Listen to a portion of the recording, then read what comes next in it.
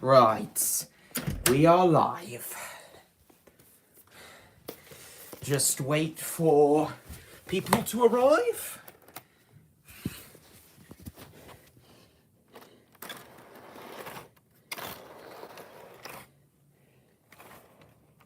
Here it is, the star of tonight's show. Now, we wait for the masses to arrive.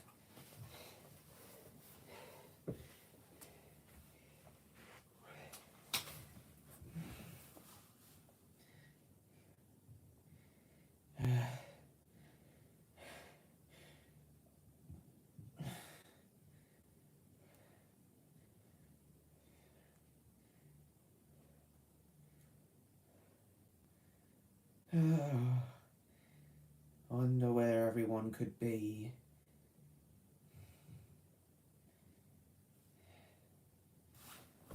Okay, someone's here. It's Train Guy and Rob. Hello, Train Guy and Rob. I'll just wait.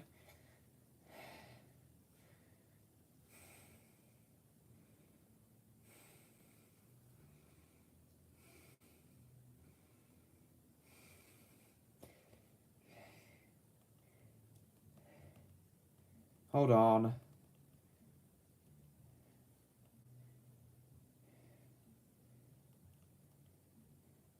I'll probably say hi to everyone in a moment, just letting everyone know we've started. Thank you, Matthew.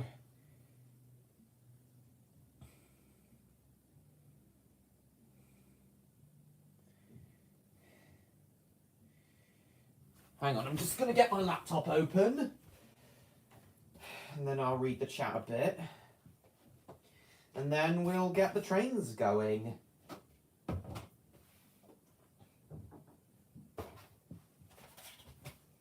Hold on a sec, everyone. Just let me get my laptop open.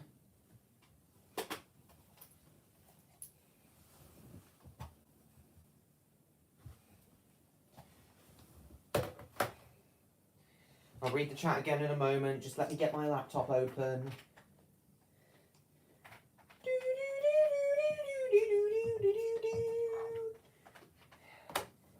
Just finished watching Wallace and Gromit Vengeance Most Foul, literally just now. Really enjoyed it. It was better than I expected. Right, let's get the chat up on my computer.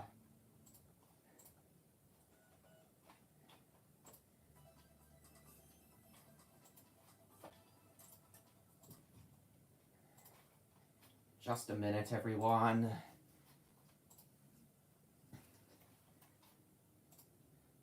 So at the moment, taking apart my model railway. Why is that, Train Guy? Right, I'm just going to let everyone know we've started. And then we'll get the trains going. So did I, Matthew.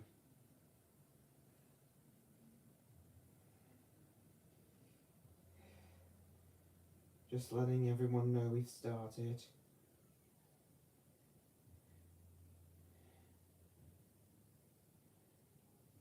It's Nathan. It is Christmas again. Hi, Nathan. Nice to see you.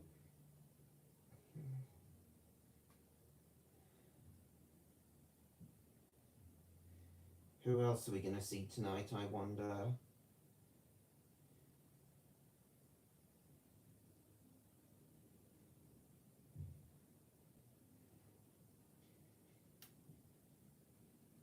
The bits that cut out? Alright. Oh, you mean the pieces of the track that cut out, where the trains cut out? I see. I don't remember the promos, but I do remember watching Mickey Mouse Clubhouse on Disney Junior when I was a young'un. Anyway, so this stream tonight is so it was going to go until 11, but as we're late tonight, thanks to my slow coach family holding our presents and making me wait before we started Vengeance Most Foul, We're now going to go until 11:15 p.m.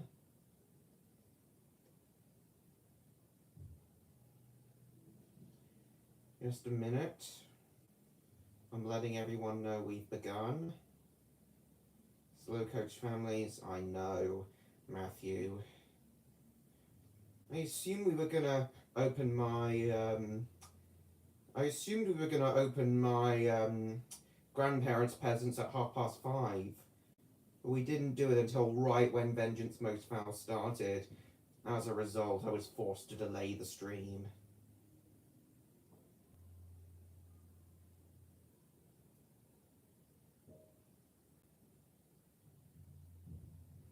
That's well after we finished Christmas lunch.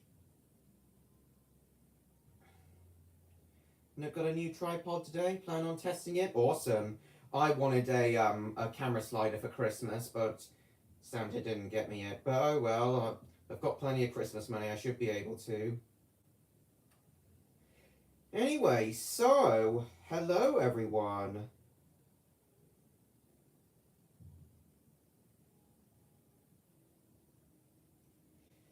Hello Matthew, the sun, to all the trains today. Because he cannot shine properly in the winter, I see. So hello sun, train guy, Matthew, and Rob. So...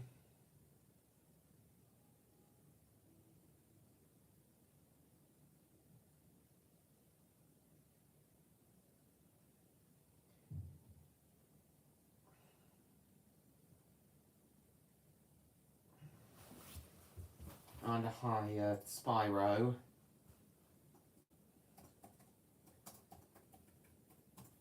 Lovely. So, pardon me. So, the main reason I'm doing a live stream tonight is because of what you're seeing on screen right now. My main Christmas present. This is a Hornby InterCity 225 in GNER livery. I've wanted one of these because the InterCity 225s are some of my favourite modern trains. And also because GNER were just an amazing company when they were around. So we've got a Class 91 locomotive, four coaches, one of which being the restaurant coach, and a driving van trailer, aka DVT, at the rear. I'll take you all through my layout and the changes I've made to it later. But for now, let us get this lovely lad up and running. We'll start by placing the iPad. We'll put the iPad. No, the view will be blocked by the goods yard. We'll just plonk it next to the station to begin with. I'll give you all a wider view of the layout later. Just want to start this tonight.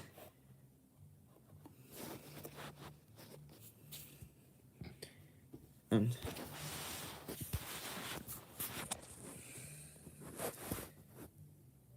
it's going to start with this tonight. Lovely stuff. And hang on, let me make sure all the track joints are properly connected together. Bugger. Just make sure the track joints are all properly connected together.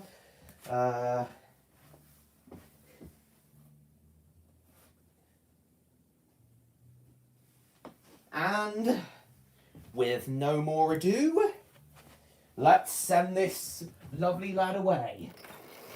Full throttle. That was a terrible imitation of the Class 91 horn.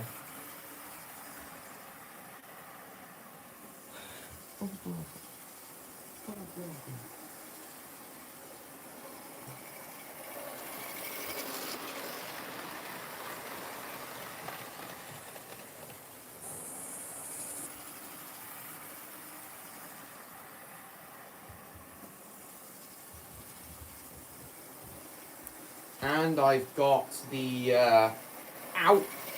Sorry, I need to put a bauble back on my bugger. One of the baubles fell off my tree. I just need to put it back on.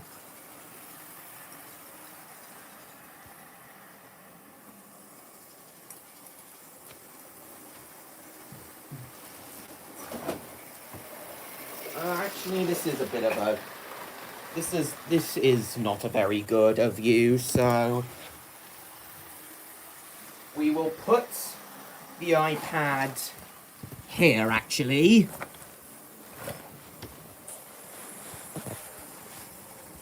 We'll put it... Yeah, we'll put it here.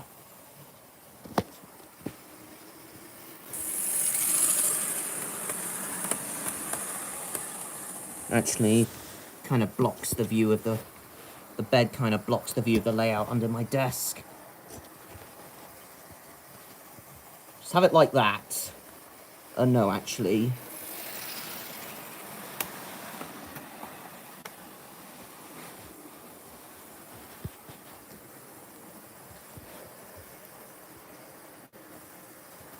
Yeah, this'll have to do. This'll have to do. Hang on, it's knocking against there. And I'll move the signal box out the way so you get a better view. And I'll move these coaches as well.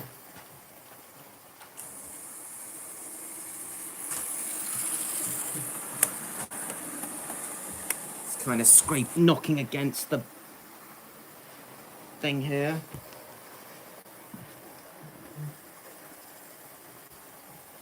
Right, what's the chat been saying? Oh, Matthew, it's only Matthew who said a couple of things. Yes, but I never really watched it. Oh, hang on, the camera leg's in the leg of my tripod's in the way as well. I got another Hornby train for Christmas as well, which I wasn't expecting. My dad got me one of the Coca-Cola trains. Which I'm appreciating.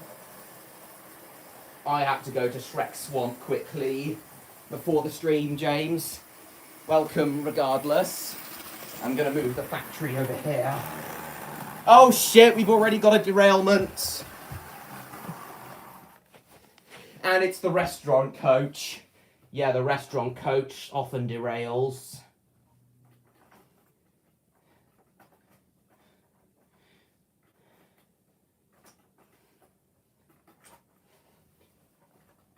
Come on. Couple back up.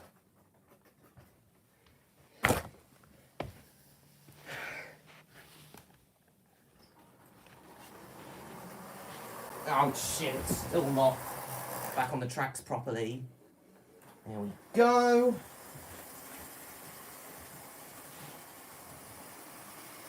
Lovely.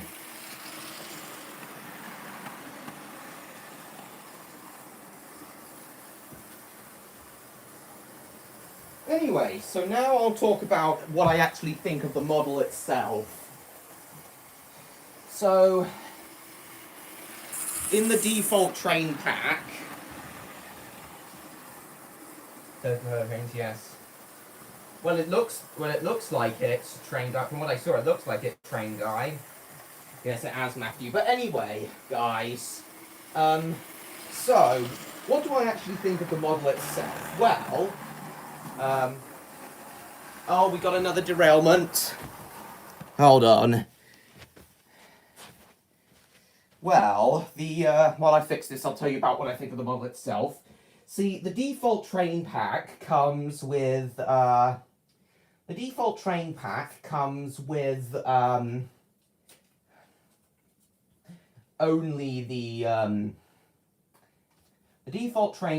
comes with only two Mark 4 coaches and the DVT, but that's not enough. Like, I get it, but like, they can only put so much into a box, but like, 4 coaches is a bit more reasonable, so I specifically asked for extra coaches. That's one thing I'm not the keenest on in regards to, this train pack. Hang on, I'm just checking All the joints are back. Oh, and we've derailed again immediately. It's this bloomin' restaurant coach.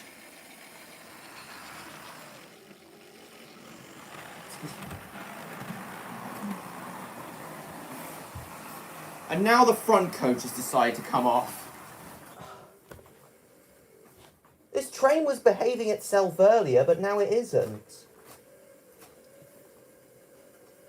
Regardless of my gripe with Hornby's train packs, though, I still love this set. Oh, what is going on? Hang on. Oh, hi, Twilight. And hi, Paysmith. Every single DVD release of Chuggington may utilise iPlayer Series 5 and 6. Nice. I don't remember, Matthew. Awesome, A. Smith. So did I. I loved it. Merry Christmas to you, Twilight. Is it the track that's... The track's decided to separate. Has the track...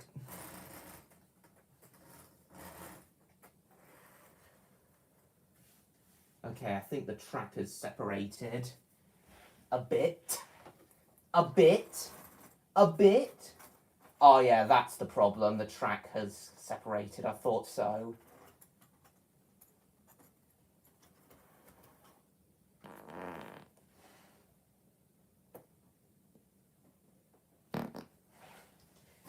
Ow.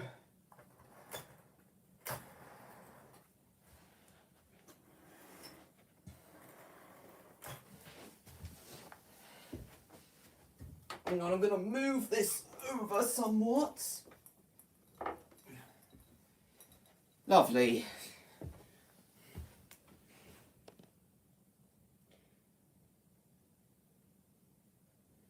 Oh, a leak of adjustment. No, well, I'm not going to watch it out of respect for Victor.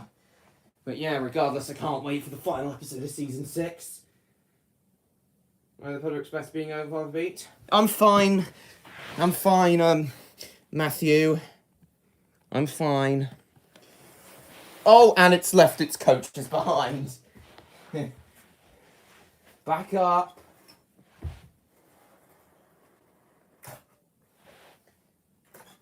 There we are. Coupled up. And... Oh, hang on, it just needs a nudge. There we go. Needs a nudge. Made first ASMR video? Nice. It derailed again, Matthew, that's what. Why does this damn restaurant coach keep derailing?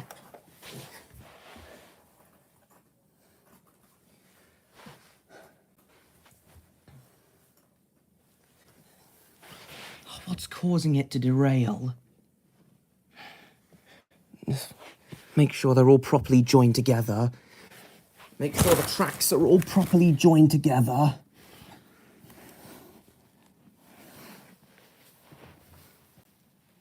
Sorry, everyone. There we go.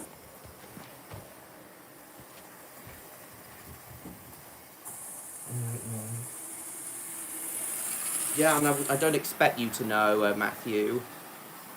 Okay, it didn't derail. So, as I was saying, the model itself, despite the fact you have to pay to get extra coaches, you have to buy extra coaches separately, I do think it's a good model. Although I did have problems with it this morning.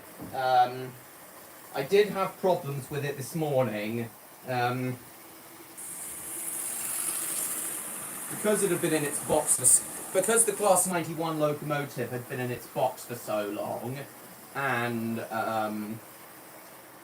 I'll read that in a second, James. Because the Class 91 locomotive had been in its box for so long, it was very, very stiff, and the motor wouldn't work properly. So I took it out of the body, gave it a clean, and then I cleaned the track as well. And then, as per Stan's advice, I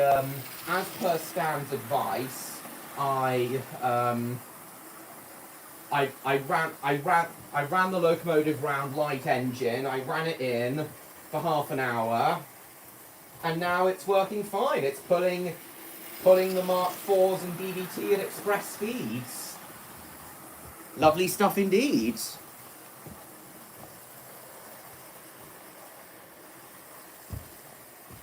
Now, to put on the appropriate music for this. But first I'll read James and Matthew's messages. Jim and Robert set out on their way to find something, but they don't know what. Oh. Well, now things are up and running, let's get some music on.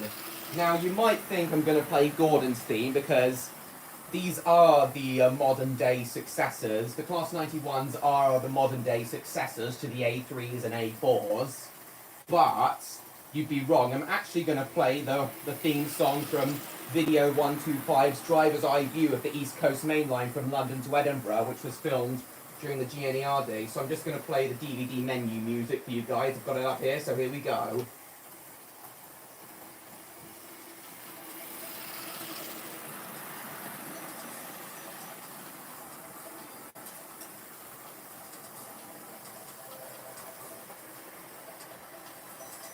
What does everyone think of this music? And yes, this is the same music I used in my InterCity 225 video I uploaded earlier.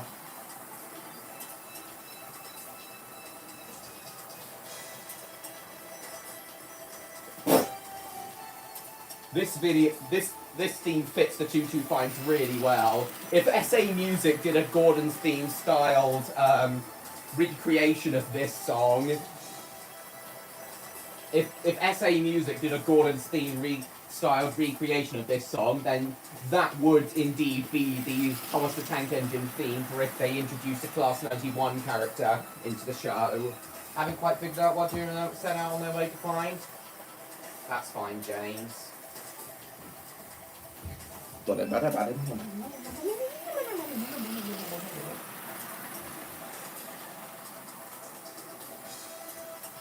As I said, the Class 91s are indeed... Hang on, I'm going to have some of my chocolate buttons I also got for Christmas. As I said, the Class 91s and the InterCity 225 sets as a whole are some of my favourite modern trains.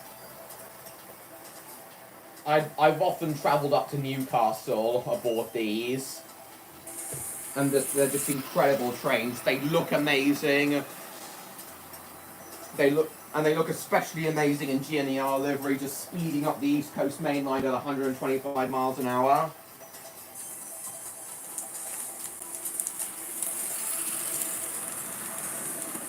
And the fact that they were intended for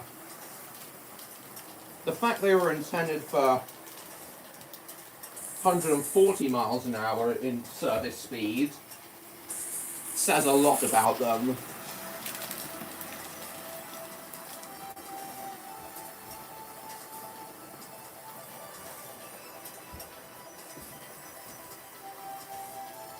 They truly are some among the finest electric trains ever built. Hang on, I think we've got someone else in the chat. Oh no, it's just my eyes playing tricks. I'm sure you will be, Twilight. Megabox Somerset, awesome games. And then the music just loops on this main menu music. Hello, Andrew. Merry Christmas. So who thinks this music's fitting for the InterCity 225s? Because I think they think it is.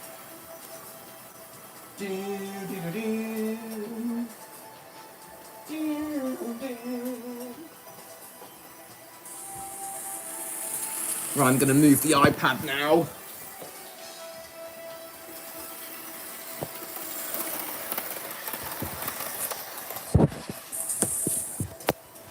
East Coast Main Line, GNER.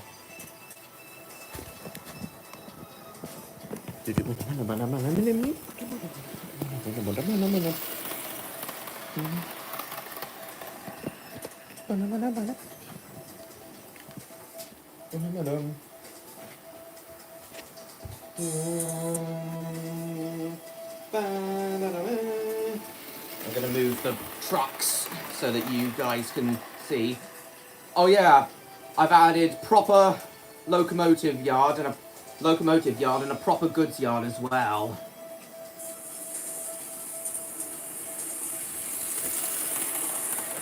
Oh, the buildings are hiding it anyway.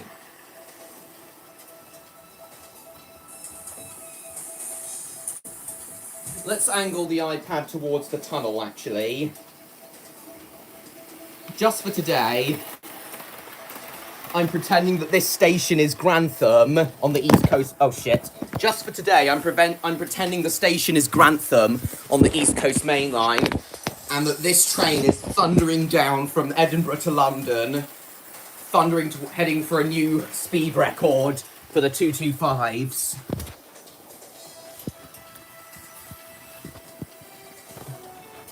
Actually, I'm going to put the... Oh, shit. I'm going to put the iPad here and move that box there. Move that basket. There we go. Trying to give you guys a nice view of the tunnel. The buildings kind of block it, though.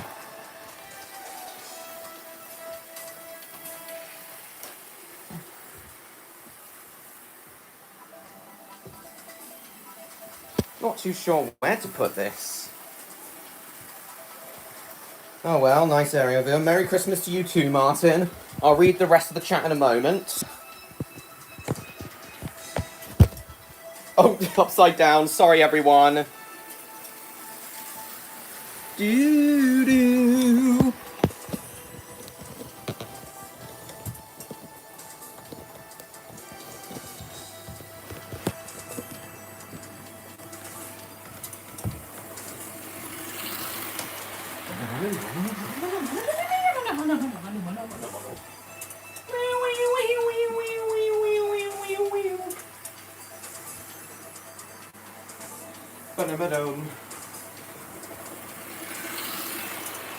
I have no idea, James, but it definitely needs to be something Christmas related.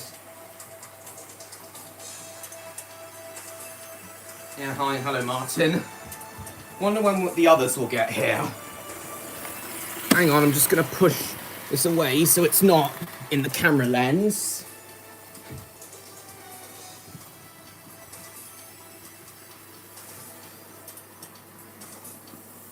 Oh, that, from what I'm seeing on here, now that I've moved the VHS shelf, it looks amazing. Yeah, I'm thinking as though the InterCity 225 is thundering towards London, thundering down Stoke Bank, aiming for at least 165 miles an hour to break its 162 mile an hour record. So James and Martin and everyone else here, do you think this music suits the 225s? Because I think it absolutely does.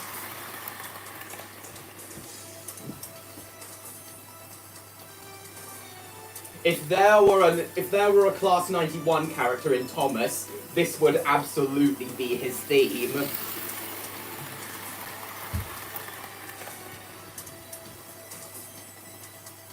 I'm glad you agree, James. Hello, Jackson Animator 1996. Welcome. Where you been?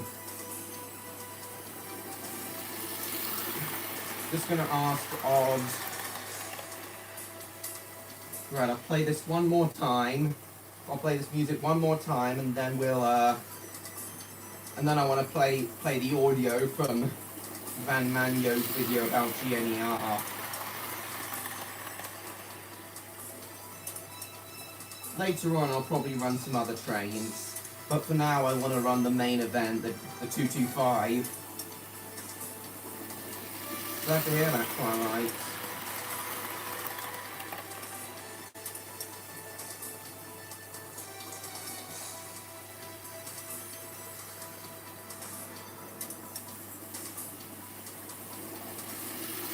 Has this got the old Hornby Ringfell motor in it? I wouldn't know. Would you say it does by the sounds of it, Stan? Welcome, by the way. We didn't think you were going to be here tonight, but we knew it.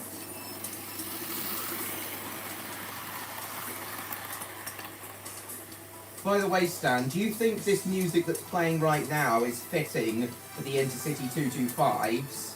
Because I do. This is from Video 125's driver's eye view of the East Coast Main Line.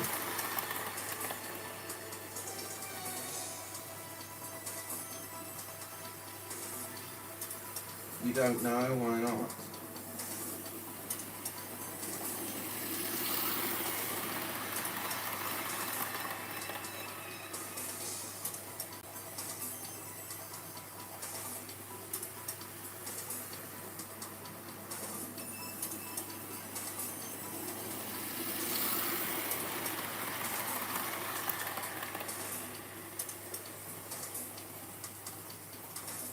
Do. Wonder when Neon and Electro will get here.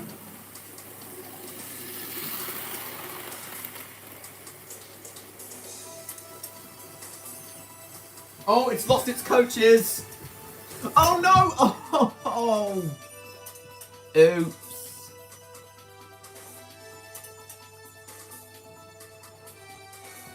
I didn't realise it lost its coaches.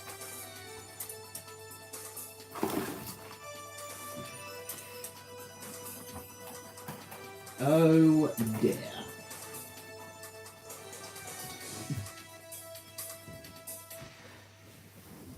Right, so just stop this for now.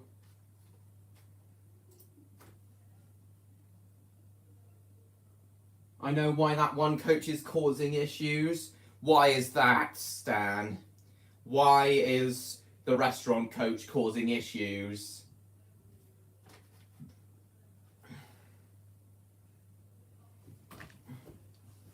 The restaurant coach.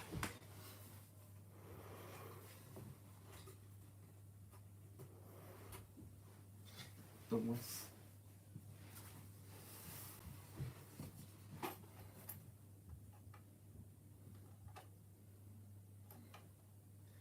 Yeah, it's a lovely model regardless. Not too much detail, but for the time it was released, it's awesome. No, the restaurant coach came with the train pack. So, I just want to show you the actual Class 91 locomotive a second. So it's a lovely model. The specific model is, the specific Class 91 this is number 91019 Scottish Enterprise. I don't know if the real 91019 still exists. I'll check on Wikipedia in a second to see if it still exists. But yeah, I had issues with this engine earlier. Its motors had seized up, but as you can see now, I've got it working. And overall, I'm very happy with this present. One feature I love about this is the fact it has a spring-loaded pantograph, so you don't raise it yourself. You just press it, and then it automatically raises, and then you lock it down like this. Overall, a lovely model considering it's an older one, and I'm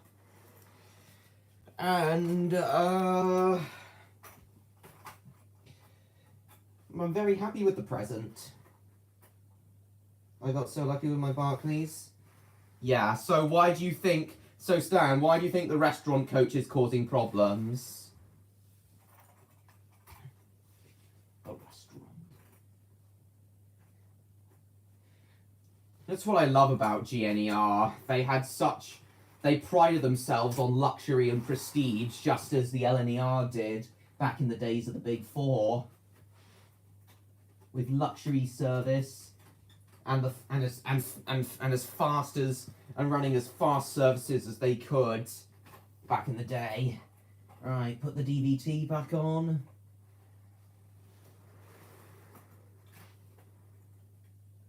Is it connected to the separately bought coach?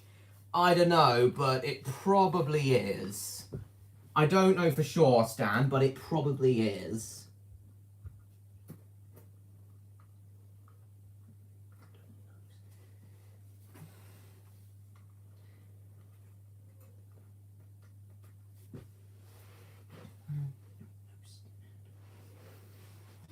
Ow! I'll probably get the Coca-Cola train that I wasn't expecting to get, but my dad bought for me anyway. I'll put that on the track later in the stream, but for now I just want to run the Class 91 as it's the star of tonight's show, being my Christmas present, and with the Class 91 being the whole reason I'm doing this stream. Hang on, I'm just fixing the track. Make sure it doesn't derail again. Right, so what Stan said. Neither did my P class. Recently got a Bachman, Henry and Gordon on a POE class. A Hornby GWR high-speed train for Christmas. Nice. Well, it is. So yeah, it is separate. It is probably connected to the separately bought coach, Stan. How would that be causing problems? How would that cause the restaurant coach to cause problems? Right, we're back underway now. Anyway, so... Oh, what now? Oh, it caught on the tunnel. Thankfully that didn't derail the train. Fucking hell, not again! Everything was going swimmingly until now.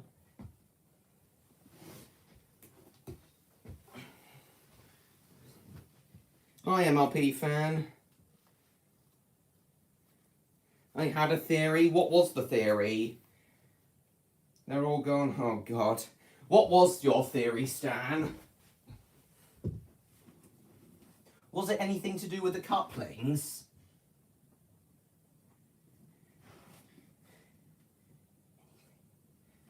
To do with the cup. Oh.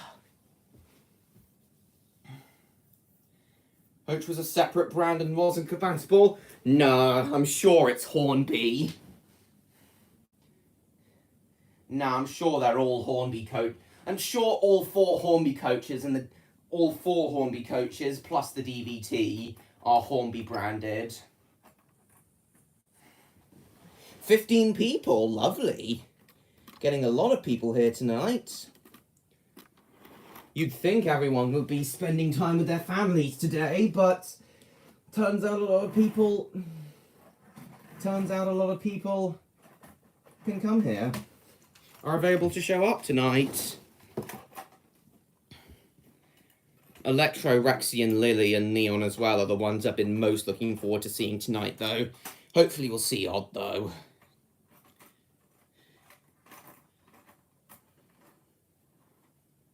Perhaps I'll try running it a bit slower. But yeah, as I said, just for tonight, the station is Grantham and the tunnel is Stoke Tunnel, both of which are on the East Coast Main Line. Thank you. Oh. Sorry, my mum's just brought some ham in for me, some nice Christmas ham.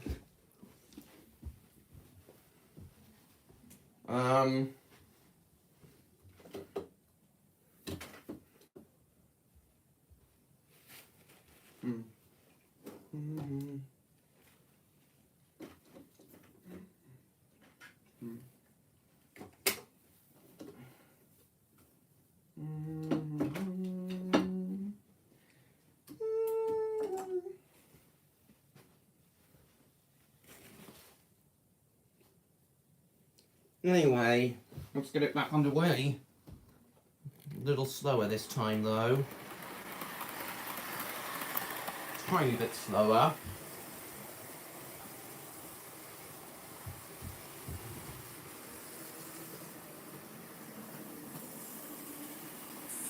Okay, we seem to be fine now.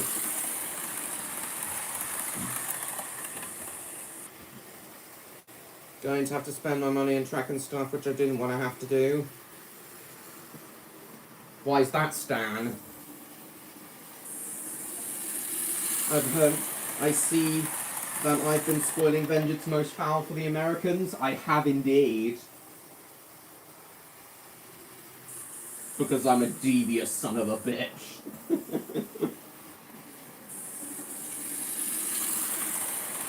Like Diesel.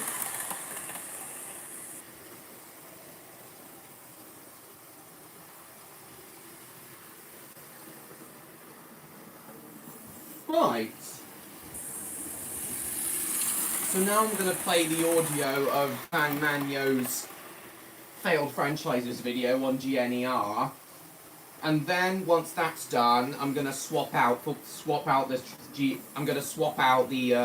225 with one of the steam trains, but then I'll put the 225 back on when either odd, neon, or electro show up. Right.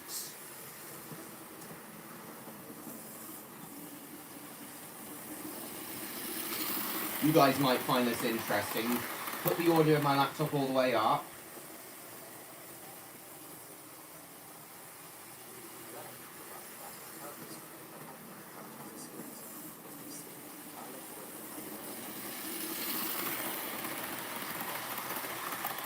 Actually, I'll put it on my phone and put my phone next to my iPad so you can hear it better, and I'll read the chat through my laptop. You watch Vengeance Most Foul with my wife? Oh, nice. Don't know enough to finish the layout, that's a shame. I got plenty of extra track, which I'm going to eventually use to double up the layout, but I used some of the new pieces I got to replace some of the worn pieces, and it derailed again. The damn restaurant coach derailed again.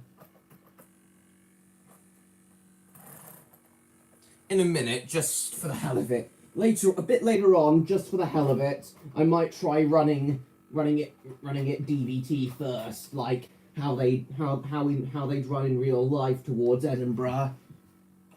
Usually, the Class 91 is put at the Edinburgh end of the train, so it pulls the Mark IVs and the DVT up to Edinburgh, and then pushes them back to London. The DVT is positioned at the London end of the train.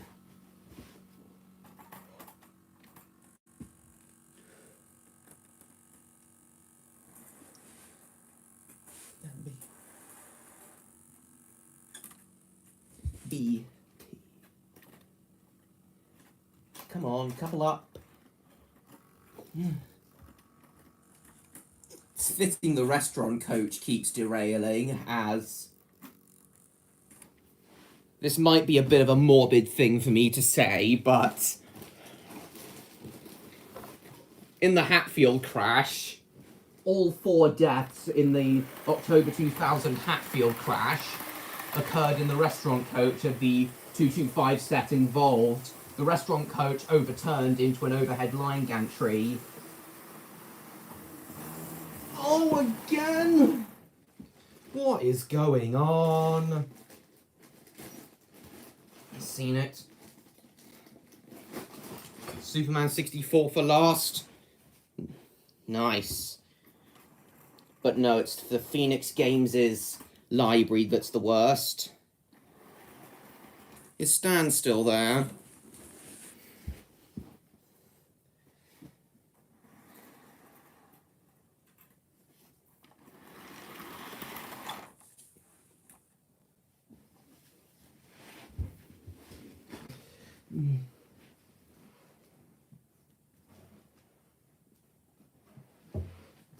Okay, I'll run it a bit more slowly.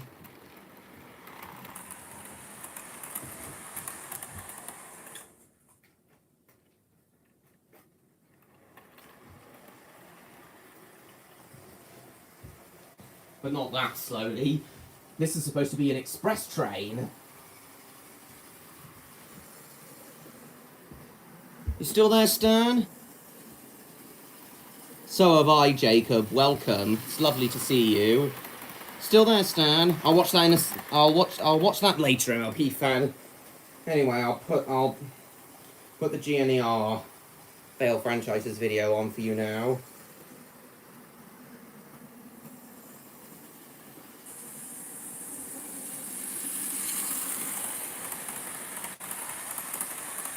Here we go.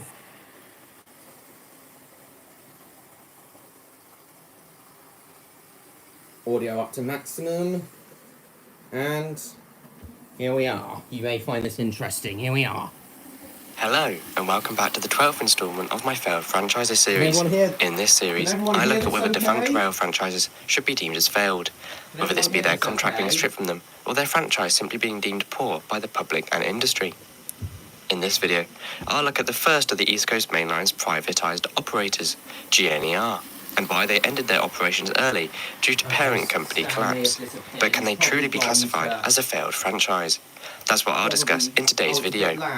Do ensure you like and subscribe so you don't miss the other episodes of this East Coast Main Line operator mini-series. Slightly then.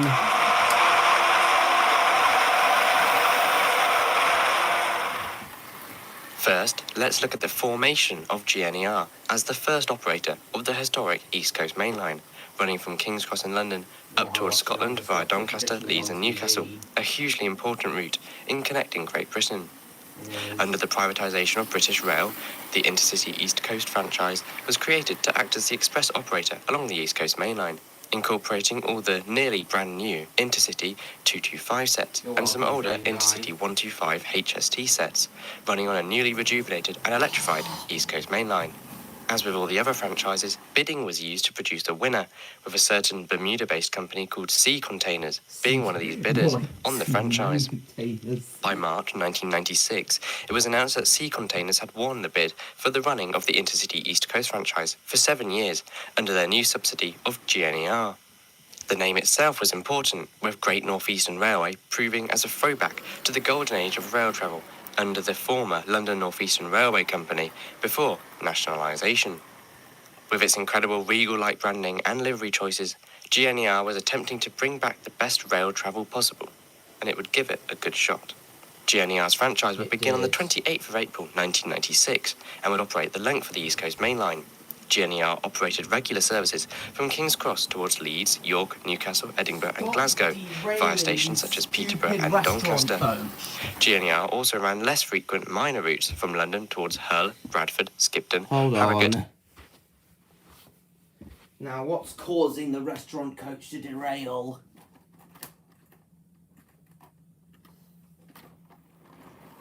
It wasn't doing this earlier.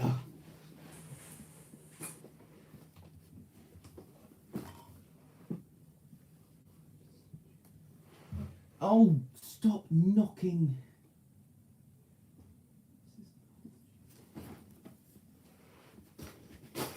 Hang on, I'm moving.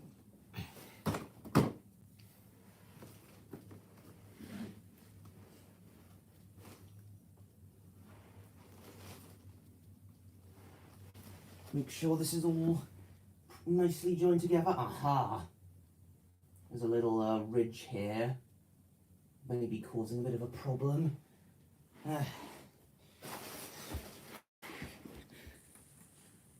I'll read the chat again in a sec.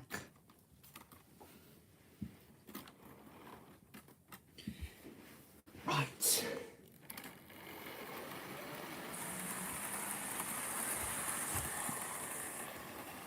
It's incredible regal under the former London North Eastern Railway Company before nationalisation.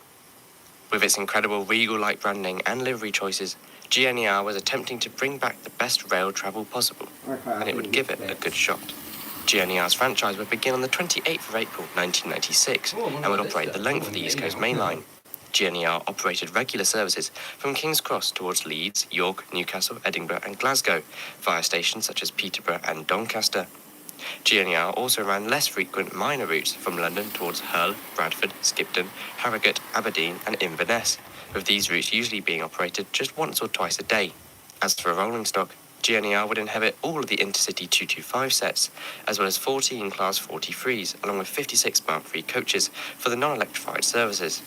The franchise itself, as aforementioned, was to last for 7 years, with the franchise including several requirements, including maintaining the same timetable operated in 1995 for at least 2 years, with it increasing after this, the refurbishment of all existing stock, including providing a buffet and trolley service on all trains, with some receiving on-board restaurants. The franchise also promised for better security at stations, improved access for all, and better car parking facilities. Overall, GNER promised to bring back the golden age of steam travel and pledged huge change to the East Coast Main Line.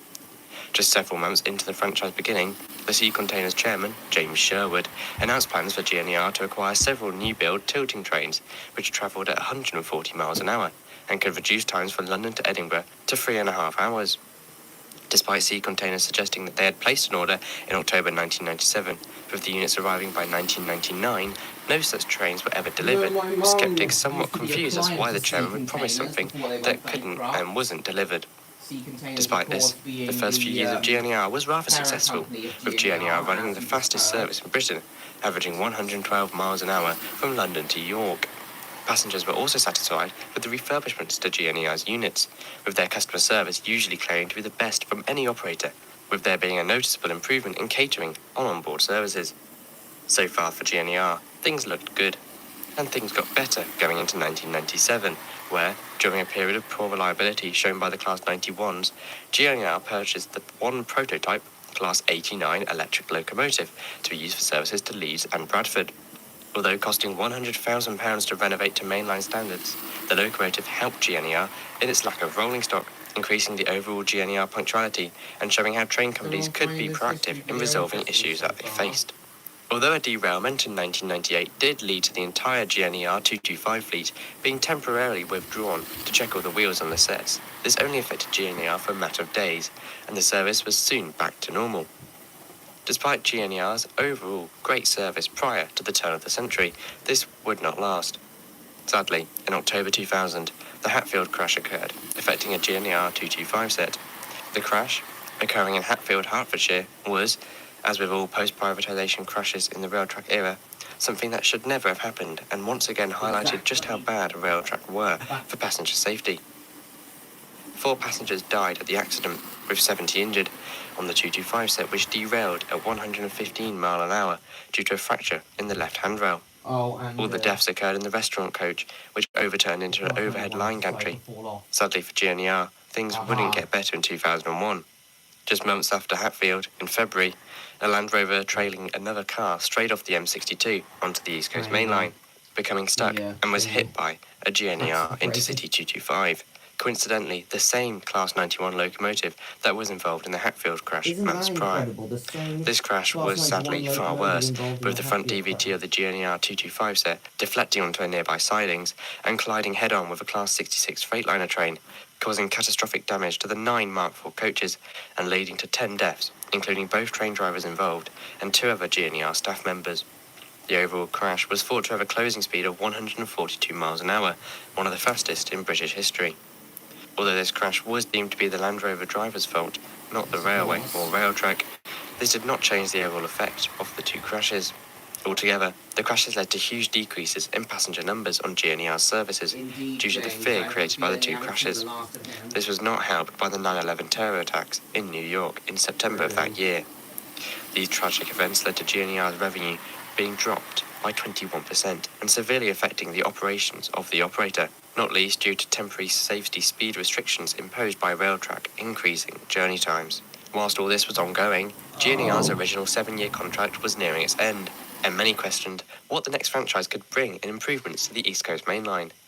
Sea Containers were once again shortlisted for the next InterCity East Coast franchise, along with Virgin and Stagecoach, when GNER's original contract ended. One idea was tainted by Sea Containers for the new contract to include a new fleet of 25 advanced tilting trains, similar to the Virgin Trains Class 390s, with some being diesel and others being electric. Virgin proposed similar plans, which would see a new TGV-like fleet introduced, running on new high-speed tracks from Peterborough and Newcastle, with the plans costing £5 billion. The Strategic Rail Authority, SRA, now had to choose between the 2 huge bids, and eventually chose neither, scrapping the bidding contest and handing GNER a franchise extension in 2001 until April 2005. This is still seen as a pretty poor decision to this day, as it scrapped the proposals by Sea Containers and Virgin, which would have seen the East Coast Main Line completely revitalised, with not much changing until nearly 20 years later, when the new IET trains were introduced with LNER. Despite the new franchise improvements effectively being shelved, GNER did lease 5 Class 373 regional Eurostar sets from Eurostar, costing £50 million, which included 6 rescue locomotives. The Eurostar units operated between London, York and Leeds, but could only reach 110 miles an hour on the East Coast Main Line due to overhead line interference, with gauging requirements limiting the use of the units north of York. This was intertwined with 11 additional London to Leeds services, with a £16 million investment in the infrastructure and £10 million in station improvements. Also, in April 2003, GNER improved its delay repay claims, with 45-minute delays leading to a 50% refund, later reduced to 30 minutes. This also included season ticket holders for the first time ever. As well as this, HST sets would be lengthened and the InterCity 225 sets would finish their refurbishment programme by April 2005. GNER also promised improvements to reliability, with it stating that it wanted to meet an 81% on-time score by 2003, with this rising to 83% by April 2004. This would be met by a £20 million reliability improvement package on the Class 91 locomotives. Overall then, the new franchise extension for GNER did bring new stock and improvements worth around £100 million.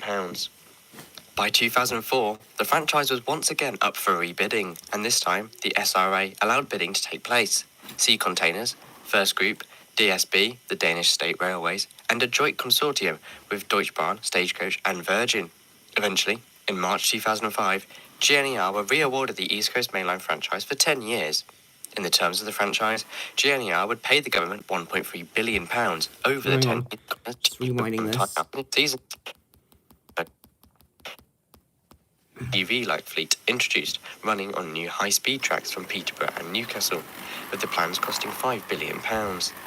The Strategic Rail Authority, SRA, now had to choose between the two huge bids, and eventually chose neither, scrapping the bidding contest and handing GNER a franchise extension in 2001 until April 2005.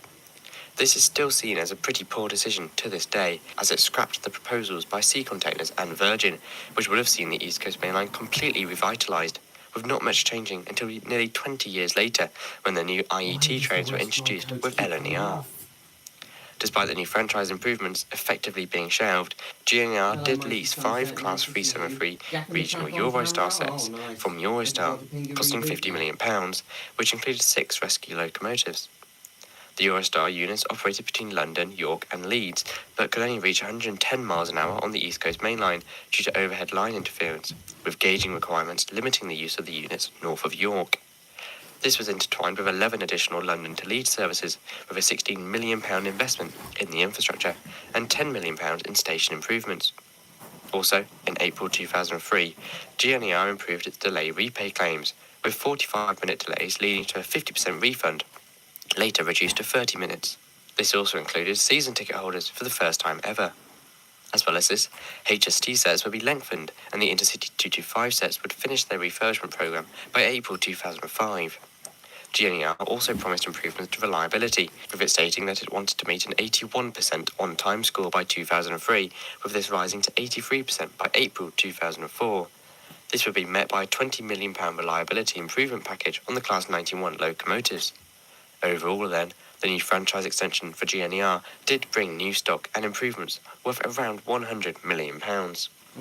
By 2004, the franchise was once again up for rebidding, and this time the SRA allowed bidding to take place. Sea Containers, First Group, DSB, the Danish State Railways, and a joint consortium with Deutsche Bahn, Stagecoach and Virgin. Eventually, in March 2005, GNER were re-awarded the East Coast Main Line franchise for 10 years. In the terms of the franchise, GNER would pay the government £1.3 billion over the 10 years, a huge change from the subsidies that were given to GNER before the new contract. GNER assumed that passengers would rise 30% over those 10 years, reaching 20 million by 2015, a pretty bold target to say the least. What didn't help with meeting this target was the fact that there would be no replacements for the ageing InterCity 225 sets, They're not aging, which would even have to now, have a load factor increase of pretty good. 65% full on all services. The only increase in fleet that GNER were given were an extra 3 HST sets, with the whole HST fleet subsequently being refurbished, costing £75 million altogether. In the new franchise, GNER would also increase its Leeds to London services, where passengers had rose 30% in 2 years, with there now being 53 services a day, up from the 37 in 1996. GNER also promised £25 million on station modernisation, but GNER suggested the franchise had to be run effectively to be profitable, with unions fearing that this would mean job cuts, or ticket price rises, or both. Customers also feared that the service would be worse overall and would not be the trademark high-quality customer service which GNER was known to strive for. Despite many believing GNER was in a good position at the start of the new contract, this was quickly proven wrong. Customer complaints rose, and the 7/7 bombings in 2005 led to another period of passenger decline, at a time when GNER's survival rested upon passenger growth. As well as this, the newly founded Network Rail and their increase in infrastructural performance meant that GNER received less payments from the company, leading to more financial worries. GNER also faced competition from open access operators such as Hull Trains and the newly founded Grand Central. The fact Grand Central were able to call it York led to substantial passenger and financial decreases for GNER on London to York routes. GNER called the decision unlawful and put forward several lawsuits against the company, none of which was successful. Despite the competition, GNER pressed on with their operations until 2006, in October, when disaster struck. Parent company Sea Containers had wound up £350 million of debt in its other businesses, and has thus filed for Chapter 11 bankruptcy on the 16th of October 2006. Although GNER was a separate division, there would be some effect from the company's collapse. Indeed, on the 15th of December 2006, the Department for Transport confirmed that GNER would be forced to surrender its franchise due to the fact that GNER would not be on course to deliver its £1.3 billion in repayments. Robert Mackenzie, CEO of Sea Containers, suggested that GNER did seek a renegotiation to limit repayments, but this was not granted, with revenue not increasing to the 10% in 2005 that was needed to fully repay the franchise obligation payment. Unions supported the move, with the fact that GNER was planning to cut jobs being the main reason for the lack of support. With GNER's collapse, the focus was, what next? Eventually, the SRA decided to rebid for the franchise, which was given to National Express East Coast, an operator I will study later in this mini-series. In the meantime, we should conclude with GNER. Overall, can GNER be classified as a failed franchise? Well, legally, yes. Their contract was nulled and thus they were no longer a franchise due to their performance. But looking at the reasons for their collapse, it would be unfair to blame GNER themselves. Firstly, the franchise obligations were far too optimistic in my opinion. A 30% passenger increase in 10 years was somewhat unachievable, especially after the 7/7 bombings, with the decision from the government to not renegotiate the contract being the main reason for GNER's failure. The Sea Containers collapse certainly did not help, with the cash stream from parent company not being available to bail GNER out. However, despite GNER's impressive customer service, they were planning staffing cuts, which would have put the franchise into more mess. However, what do you think? Am I being too lenient on GNER, or did they deserve their contract to be stripped from them? Well, let me know in the comments below. Do consider liking, subscribing and joining the channel. Special thanks to my first class member, Callum Martin Bell, and my business zone members, Andrew Bowen, Anthony Harris, Craig Mitchell 43 and Smudgy Cat. Also thank you to Deva Rooney for his donations and membership. Thanks so much for watching. Check out my Twitter, Discord and Instagram in the links below. Check out my full Failed Franchises series, and I'll see you in the next video. Goodbye. Very nice. I hope you all found that interesting.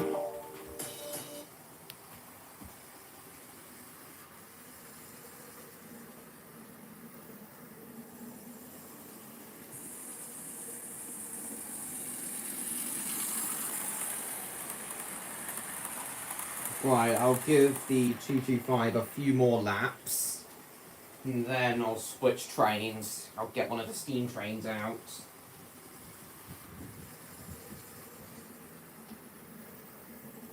What's this?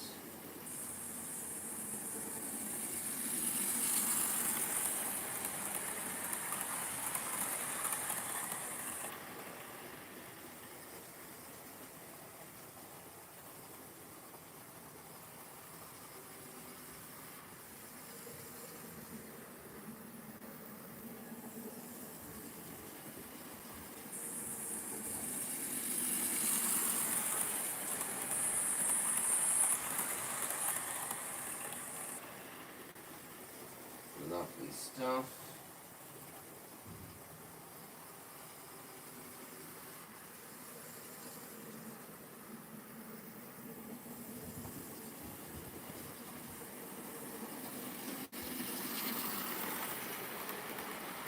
Should probably fix that gap James can see.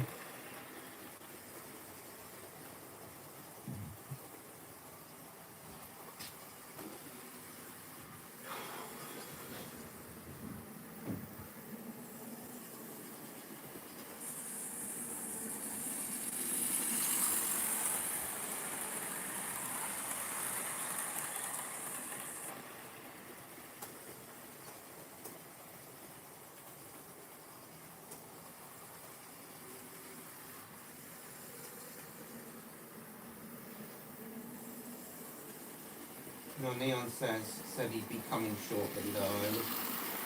So maybe we'll wait for him to come and tell him about the 225.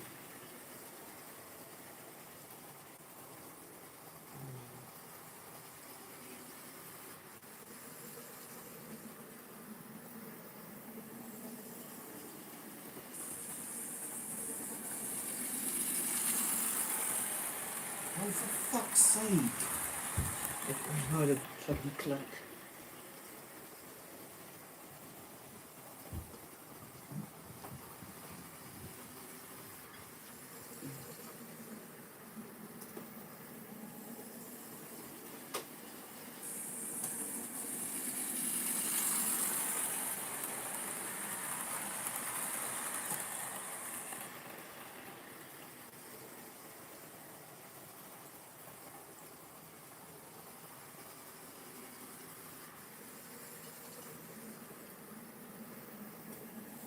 Anyway.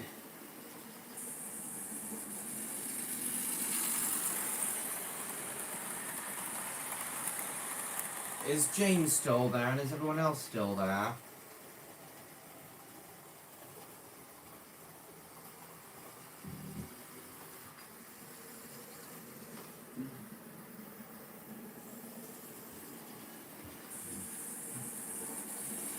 Nice to know that Spyro and Samson are.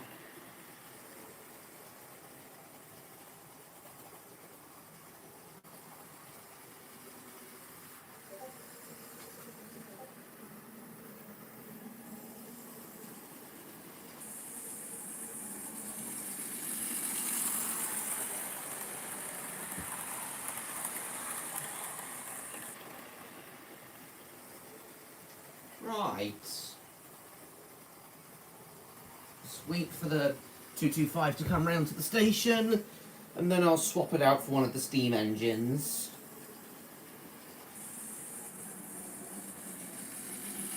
Probably. Let's have Tornado.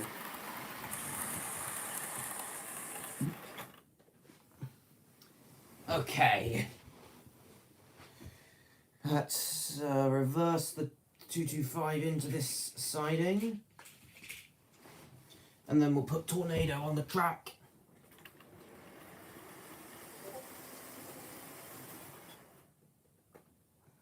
Hold on a mo. I remember the first time. Oh, cool, James.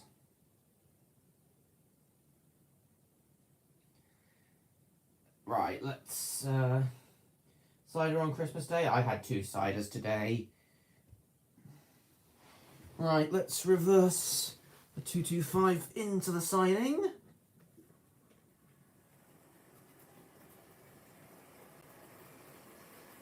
And put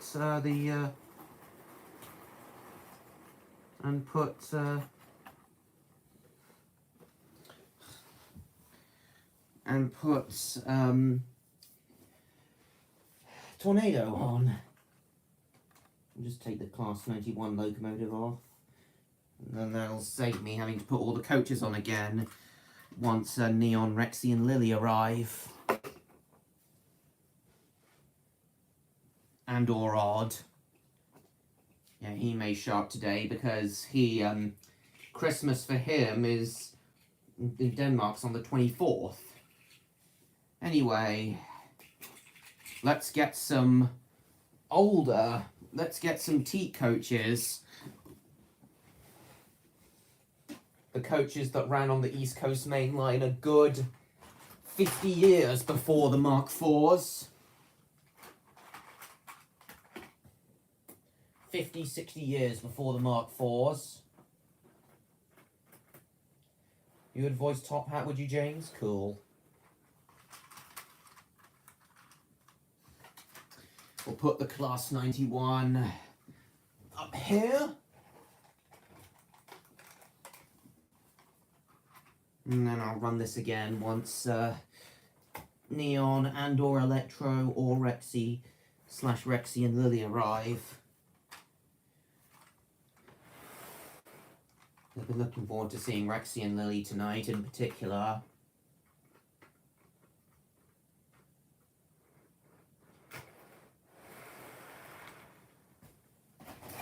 Lovely. Floofy. Floofy. We'll run Tornado in the opposite direction now. So Tornado will be running towards the camera.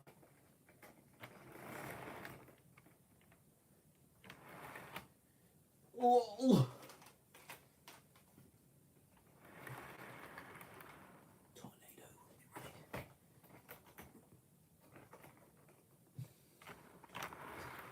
And where's the last teak? Where's the last T coach? Well, here's Tornado.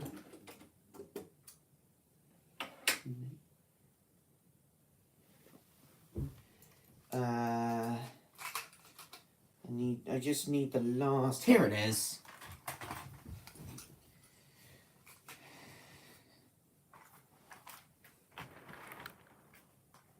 Careful.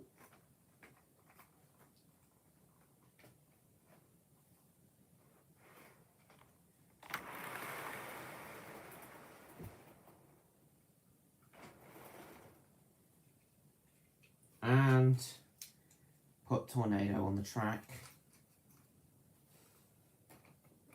It's tender.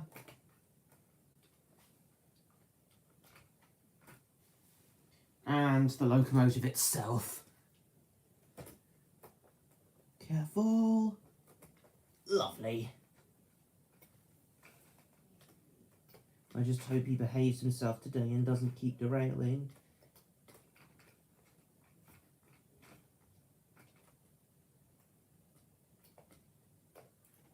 Lovely stuff.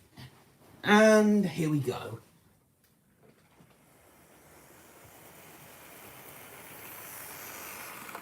Slightly slower than the 225, but that's to be expected.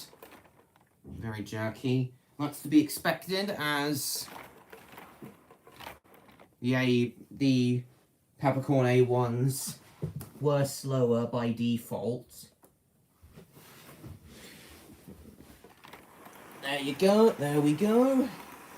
Make sure he's got enough clearance.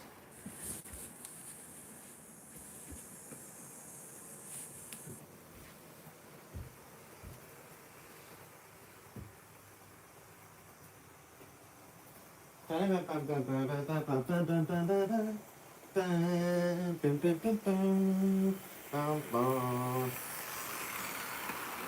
anyone still there? Actually, while I let you guys enjoy this, I'm just gonna go wipe my bottom quickly. I'll be back, guys. Be right back, I just need to wipe my bottom quickly.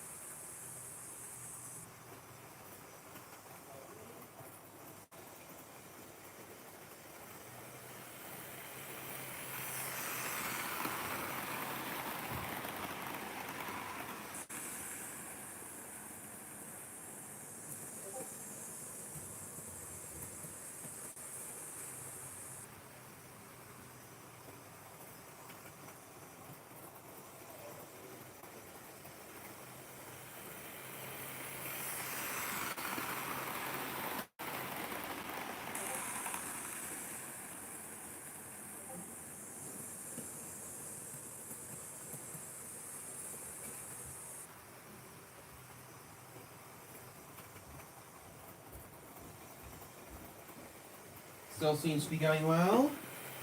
No derailments. Lovely. Troll each other by saying their name backwards. Oh, nice. Who uploaded those, James?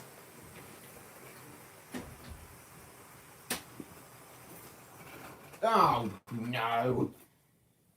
Spoke too soon. Oh, well. With Tornado off the track, I guess we'll take this opportunity to unbox the other train I got for Christmas, the Coca-Cola set. This is something I wasn't expecting to get, but... Hey, nice surprises. Anyway, let's crack this baby open.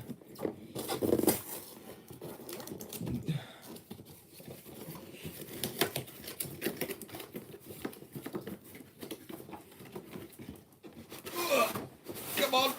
There we are. Ah.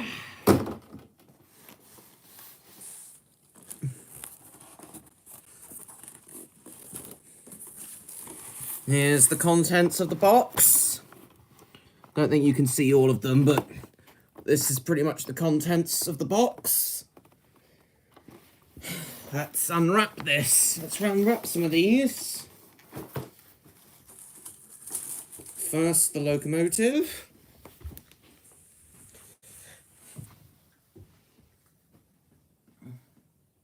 This set was made using AI. Oh, you're referencing the Coca-Cola Christmas advert, are you? Snooze, lose, train like that. Based on the Glasgow Willy Wonka experience. That would be amazing, James. It really would be. Alright, so let's crack this out. So first we've got the locomotive. Nothing special, it's just Hornby's standard fictional LMS D1 class.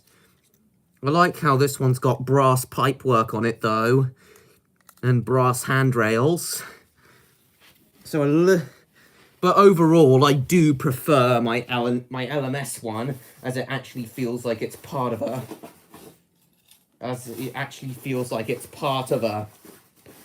set.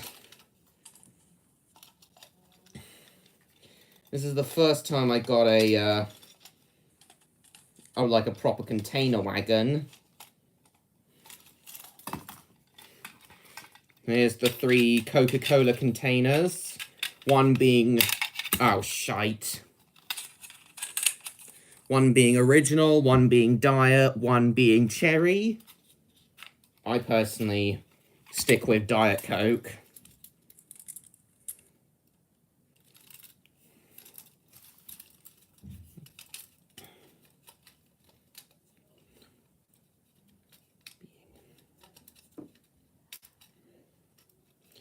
Very cheap, plasticky feel to this set. Definitely not for professional modelers, this set. Didn't even ask for this set, but oh well. My dad got it for me anyway. It's the thought that counts. And finally, we've got this. Diet Coke tanker wagon. Just imagine there being lots of Diet Coke in there. Hilarious. Oh, and when I had my old tank wagons, I remember they had these ladders on the back, but my idiot self broke them off in later years. Oh well. Anyway, before I set the Coca-Cola train away, let's see what the chat's been saying. Wait, is he really, James? I did not know. You watch Shrek on the BBC? Lovely. Right. Oh dear. Actually, I'm not... Actually, I might run the Coca-Cola train later, actually, because I spent all this effort putting Tornado on. So I do want to give Tornado and the Teaks a few more laps. So... 2 new Hornby trains this year for Christmas, one of which I didn't even ask for. Aren't I a lucky lad?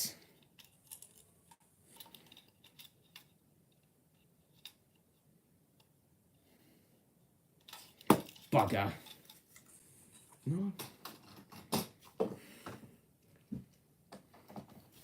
An ask for.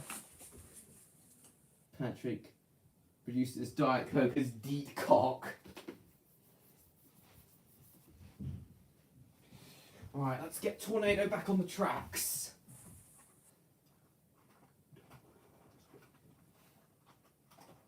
And of course he derailed because of a break in the track.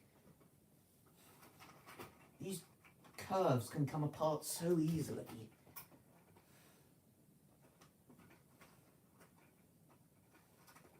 So yeah, what does everyone think of the Coca-Cola train? Again, it's not ideal for professional modelers, but it's still a present from my dad, which is lovely.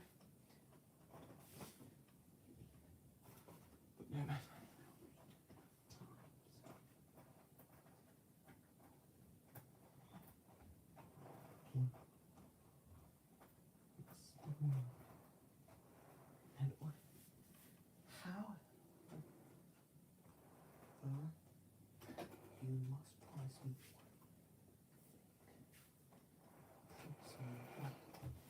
Right.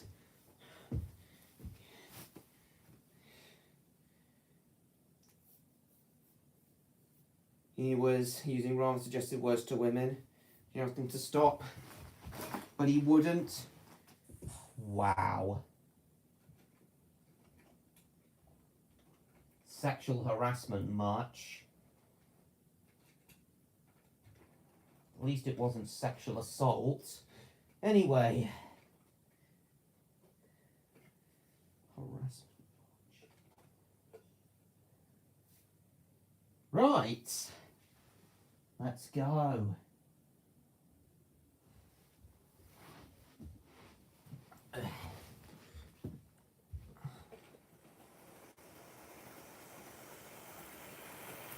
Yeah, we'll give Tornado a few more laps.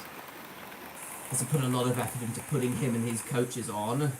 Then we'll give the Coca-Cola train a run.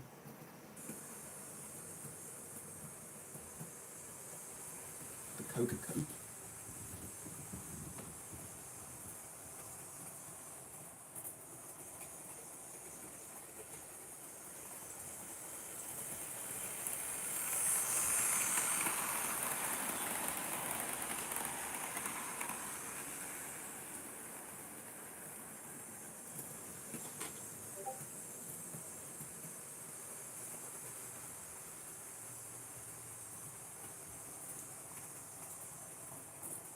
This one.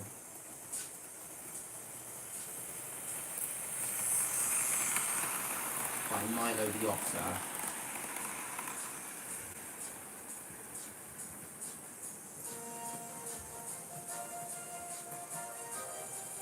Do do do do do do do do do do do. And he left his coaches behind.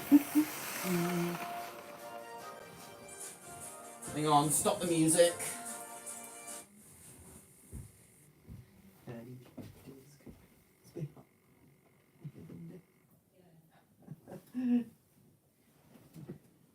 Addy. Hang on. Hold on a sec. Oh, I really need to clean up the stuff under here.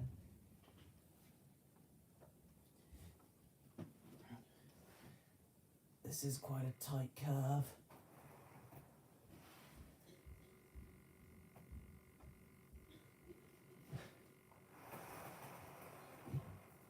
Addy.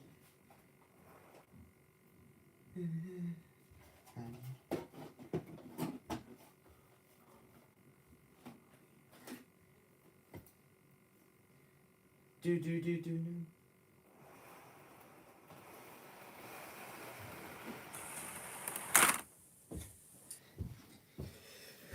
Hang on. Force of that caused a bit of a derailment.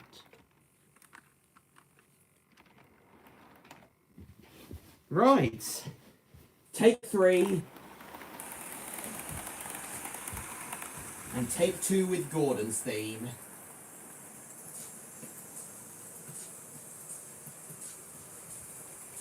Got the mistletoe. Just get the Willy Wonka experience, get a bit with the unknown. Tackle the unknown. And eventually team up with the unknown. Awesome. Do do do do do do. Do do do do do do do. Do do do do do do do do do. Do do do do do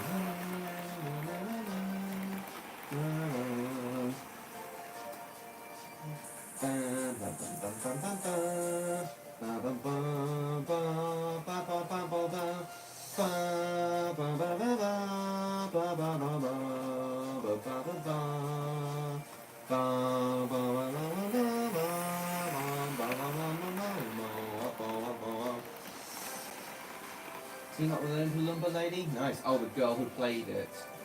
Do do do do do do do do do do do do do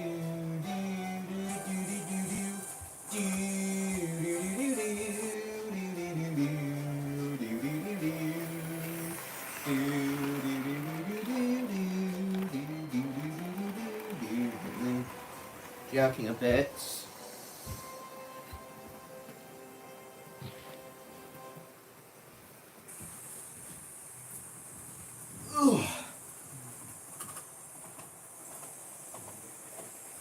Oh, scraping.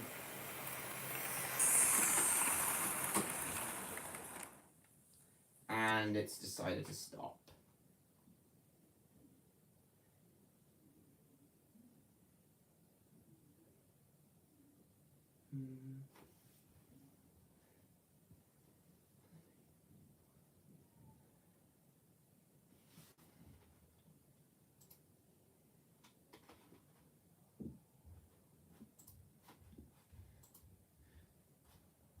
Hold on, I'll be with you guys again in a moment.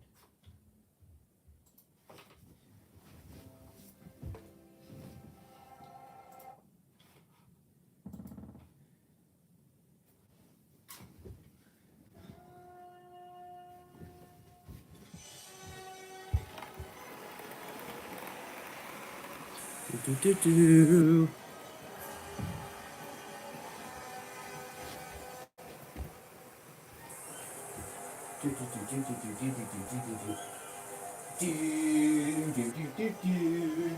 It's Christmas Day and he's running. Grand Christmas Day run for everyone for your enjoyment.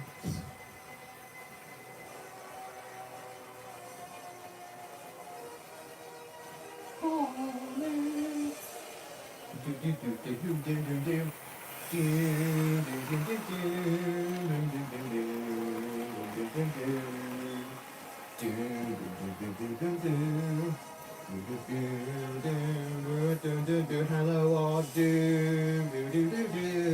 we are running tornado right now.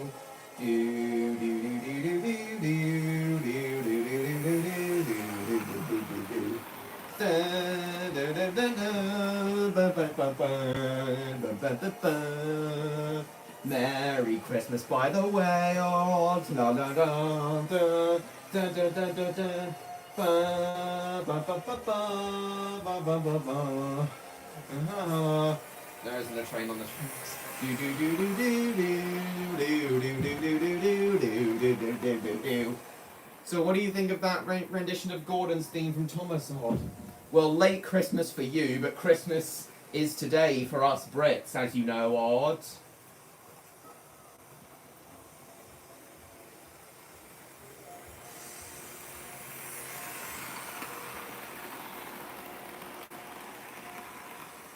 Right. I'll give Tornado one more lap. That's right.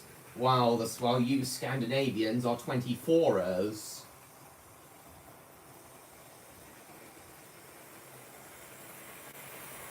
So what did you think of that rendition of Gordon's theme, Odd? Lovely to see you here regardless. Right. So now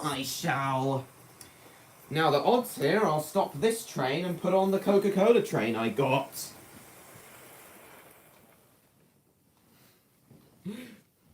So Odd, if you can believe it, Hornby actually do a Coca-Cola train. Like,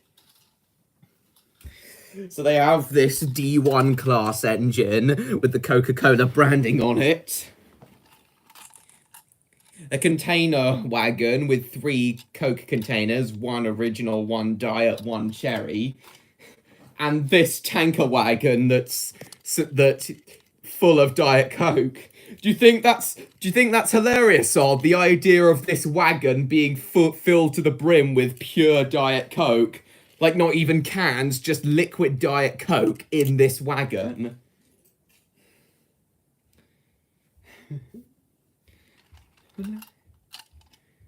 Now then, liquid Diet Coke.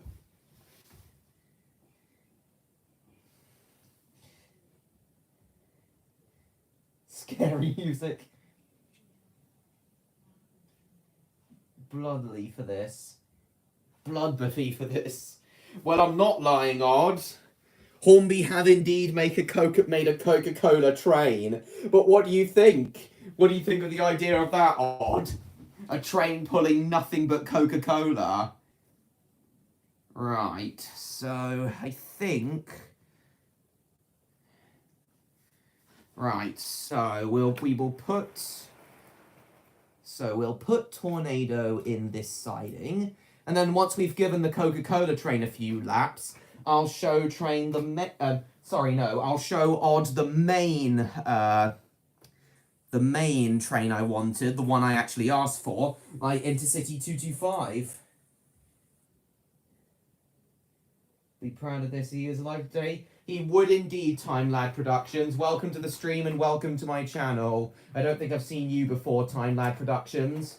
So please subscribe to me if you haven't already, Time Lad. Oops! And the teaks knocked over the Mark IVs.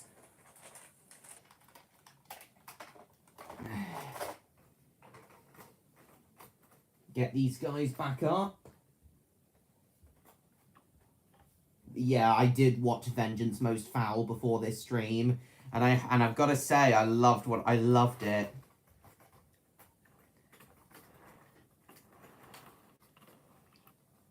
I loved what I saw. Right. Let's get the Coca-Cola train going.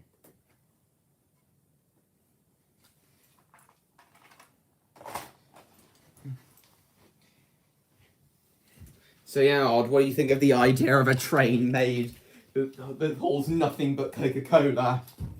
And you know what, just for the hell of it, and stupidly, there's no brake van on this one, so doesn't feel right not having a brake van behind this, so we will add one of my brake vans to the back of the train.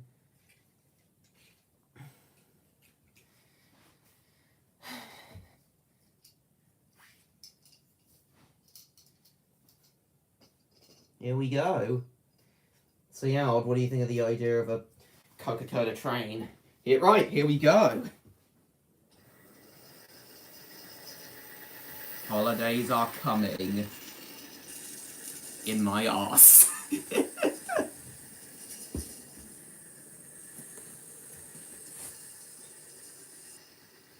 The holidays are coming in my arse. Oh, and already the brake van has decided to derail along with the tanker wagon. Hi, Neon. Oh, you did? You don't believe it. So you don't believe it. But yeah. Yeah, what is it, Twilight? So you don't believe it. Is that what you said, or did you say something else that got censored? Hello, by the way, Neon. I'll read that message in a moment. Yeah, it looks like the brake van has decided to derail, it looks like. Oh, well, Lily's have come. I'll read that in a sec, Neon.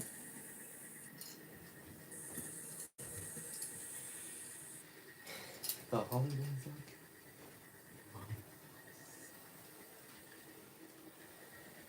I'll put on one of my more reliable brake vans, the LMS one. Fitting as I have an LMSD one. Merry Christmas, Neon. I enjoyed it too, Neon. No, it wasn't the map message. Oh, then what was the message you sent? The word you sent probably got censored.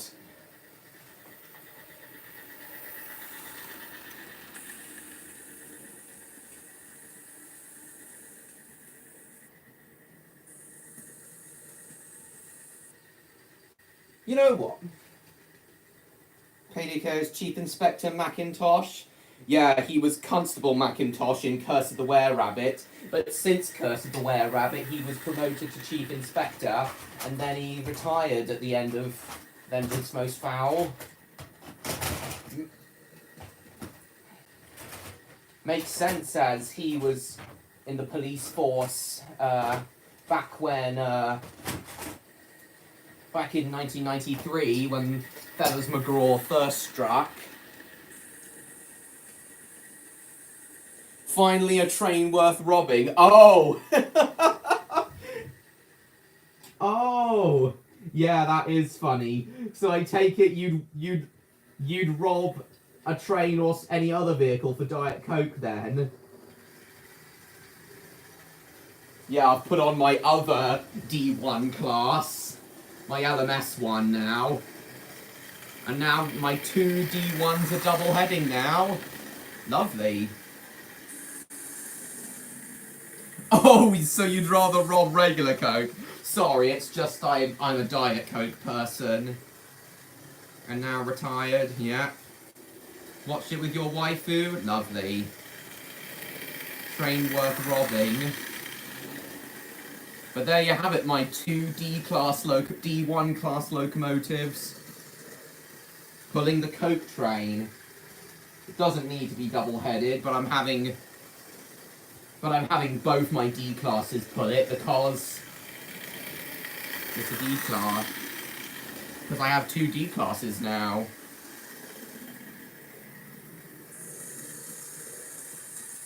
Genuinely, literally rather drink toilet water than Diet Coke? Would you really, Odd? Well, I happen to love Diet Coke. It can't... I have had regular Coke before, and honestly, it doesn't taste too different from Diet Coke. What? Why is Diet Coke so bad, Odd? But anyway, Neon, as you can see, my dad got me an extra Hornby train for Christmas. It wasn't just the 225 I got. It was the, he got me the Coca-Cola train as well. Didn't ask for it, but I'm happy with it regardless.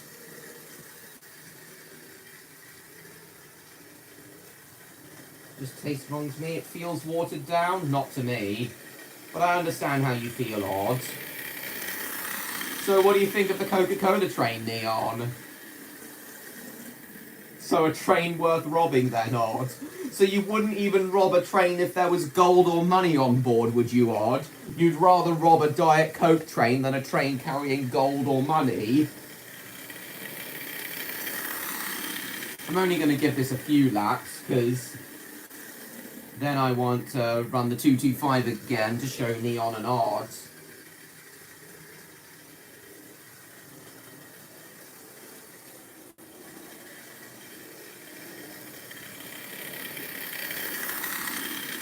The marshmallows are nice underwear. So mostly clothed except for marshmallows. Lovely. Uses steam engines when it isn't winter. Lovely. Well, aside from my two Hornby trains, I also got Metal Gear Solid 2 for my PS2. lots of chocolates, and a few other things I can't quite remember.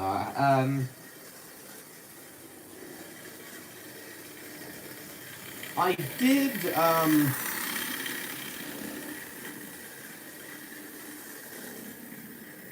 and a few other things I can't quite remember.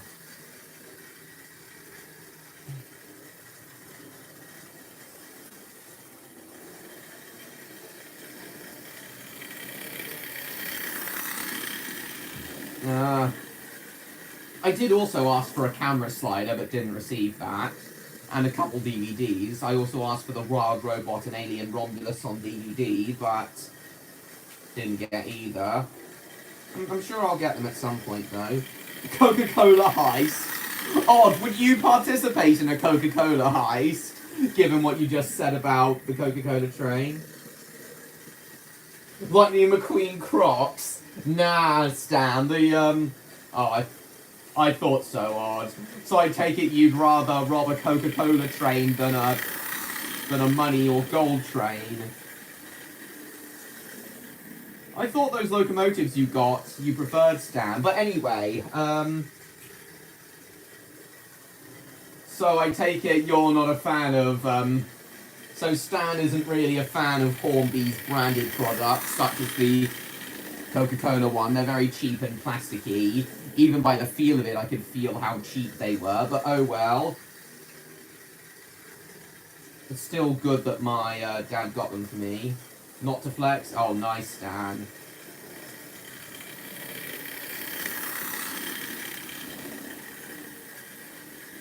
You still there, Neon?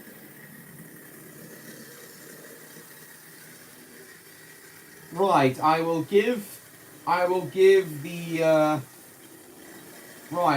Coca-Cola train 2 more laps, and then, oh shit, and then I will put the 225 back on to show Odds and Neon if he's still there. Are you really, Stan? Well, once Lily the Dragon gets here, we shall see if that's true. Wink, wink.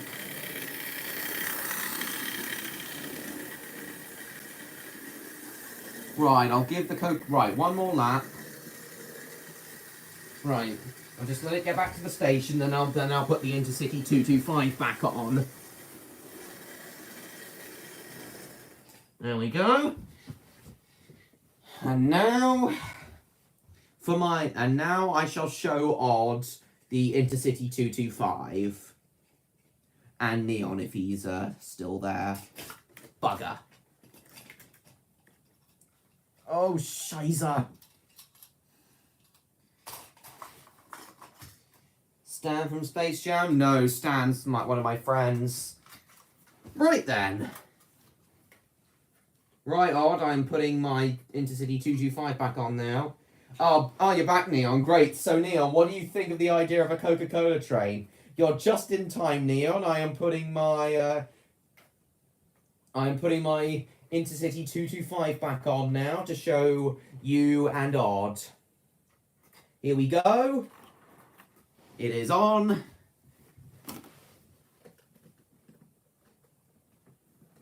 Here we go.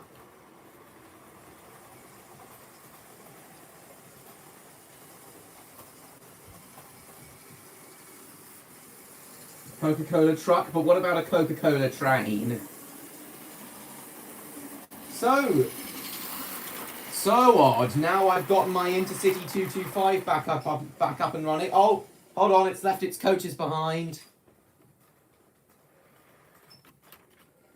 Come on. Oh, Scheibe. Stop.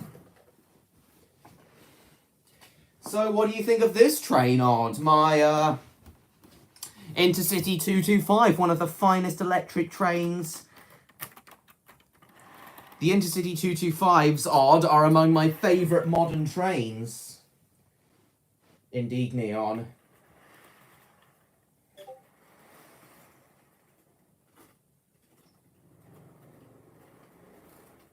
Oh, and the Class 91 locomotive has come off. And what do you think of it, Neon? The 225? Actually, I did say I'd run it DVT first, so I'll do that now. A train? Well, yeah, but an electric train. Do you at least like its livery odd? Do you at least like its colour scheme odd? The navy blue and orange. Do you at least like its colour scheme? With the gold livery.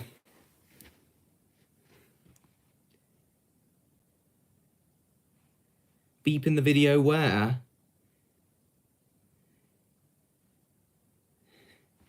You'll need to post an image of them, though.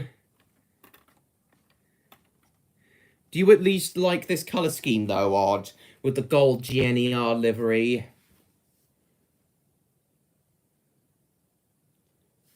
Oh no, that was Discord you heard, Odd.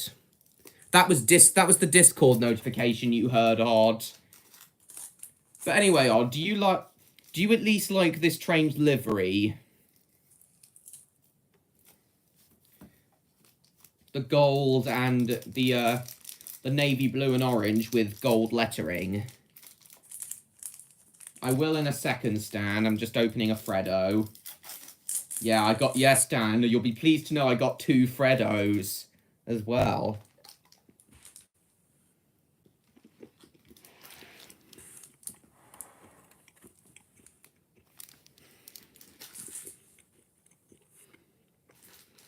Well, it's navy blue and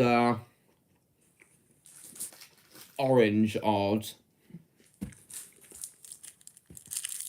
Some people think the stripe along there is red, but I prefer to think it's orange.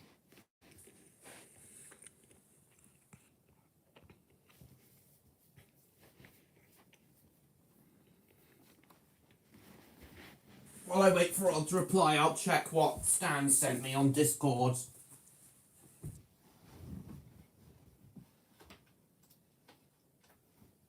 Oh wow, those are pretty good. Those are pretty good, Stan.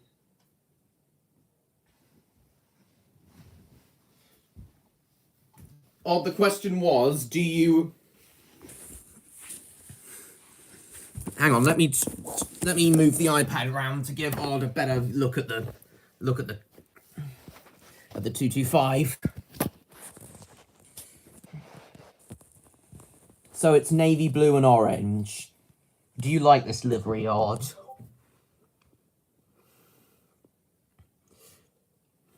Nah, trains are more interesting than Crocs, Stan. Really? Brown? Actually, you're right. Kind of.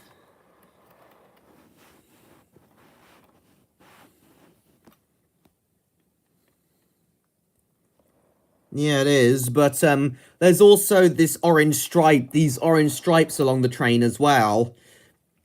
Do you think orange stripes work with navy blue? It is the lighting. This one, look, the restaurant coach is a bit more blue.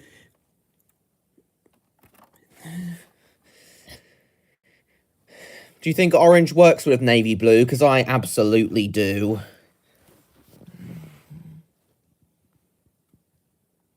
Neon, what do you think of this 225 set?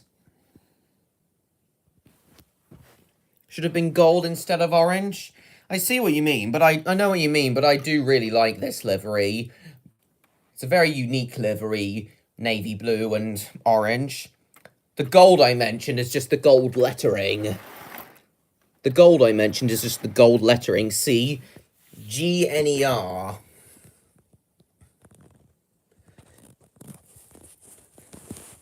GNER was supposed to have a very regal branding that harked back to the golden age of steam.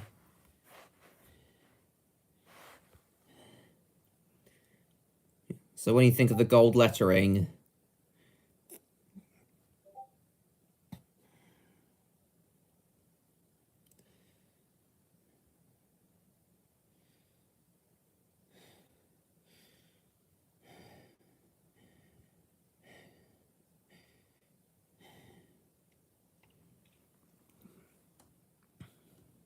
The one from Me Too? That's because it is Time Lad Productions.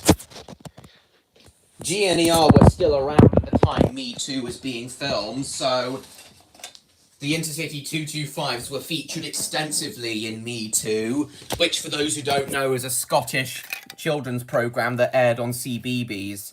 Yeah, the InterCity 225s were featured extensively in Me Too. Whenever Raymond, the buffet car worker, was, the character of Raymond, the buffet car worker, was in the episode. He was always my favourite character for obvious reasons. He worked on a train, goddammit. How could he not have been my favourite character? And it was partly thanks to Me Too. And it was actually partly thanks to Me Too that helped. It was actually partly thanks to Me Too that helped me gain such a big love for the InterCity 225s.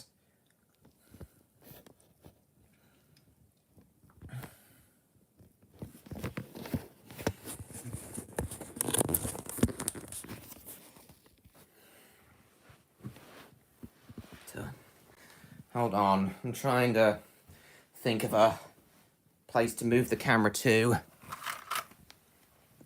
I'll plonk the camera. Gotta get some sleep, that's fine, Odd. Thank you for coming, it was lovely to see you.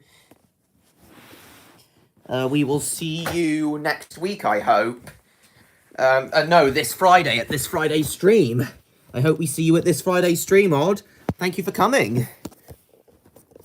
But honestly, I've been looking forward to seeing Electro, Rexy and Lily more than Odd tonight.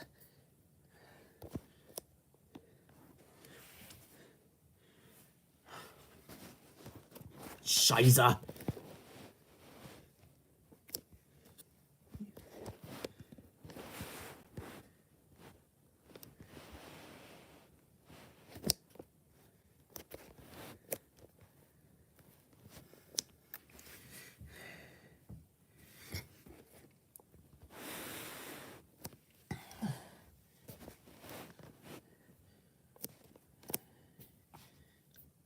Scheiße.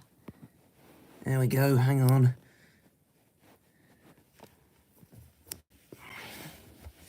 I like Raymond, so do I. But for those who see, in all seriousness, guys, if you remember Me Too, you are an absolute legend. Guys, genuinely, guys, if you remember Me Too from CBeebies, you are an absolute legend. Even when Raymond wasn't in the episode, I still love the show.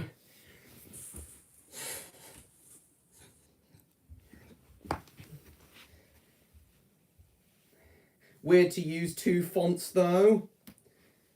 I guess, but I guess it is a bit weird. But I really like it, though. I like the fonts, though. First two Spyro games, what, for your for Christmas? Lovely.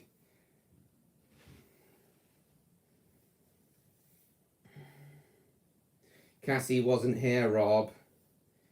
Same, Time Lad Productions. I gotta get some sleep. Your 25ers, yeah. You have a nice rest of December too, Odd. The coaches are blocking the view.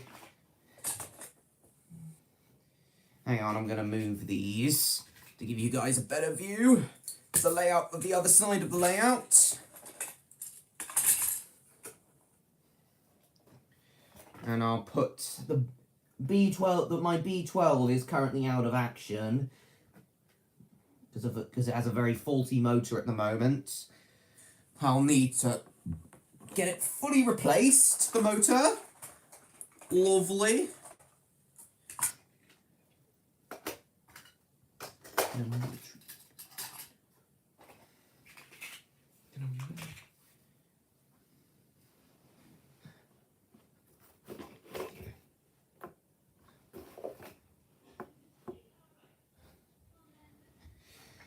Hold on a second, everybody. I will just move these coaches out of the way.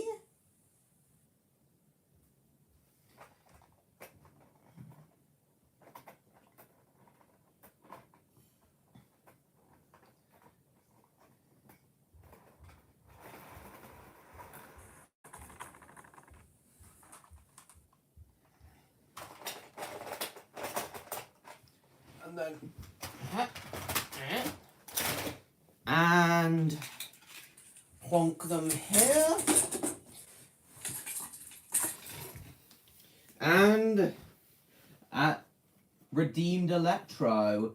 Hi there.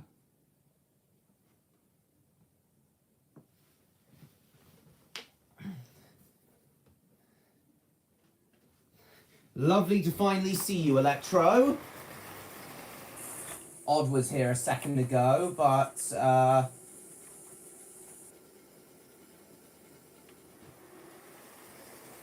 he's gone off to bed, and I see you're here now. When will we see Rexy and Lily?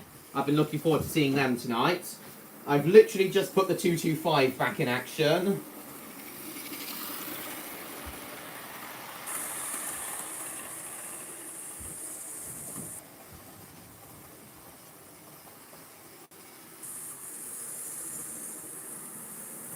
Ever so sorry for being late, doesn't matter. I got too distracted by Christmas, that's completely fair. Oh, and that reminds me, I forgot, I've been so busy with my 225, I forgot to look at your image on DeviantArt.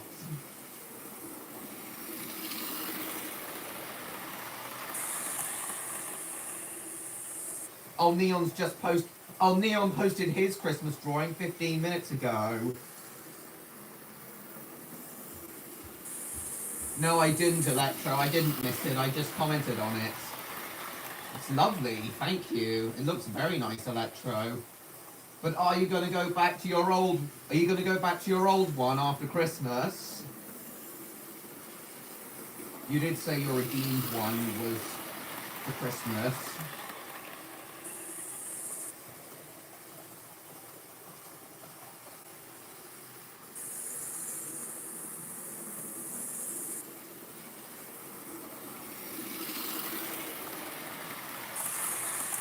Oh, it's just a Christmas background.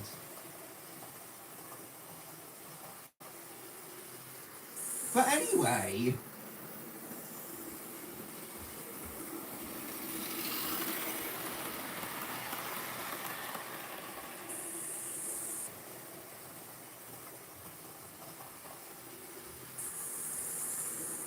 Decide to stick with it for a while? Very well then. I've had a closer look at your new profile picture.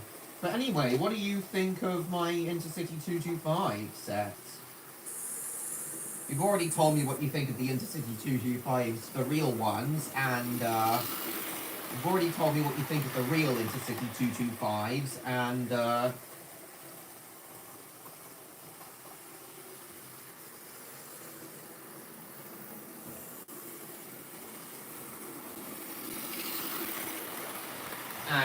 GNER. But what do you actually think of the model itself, Electro?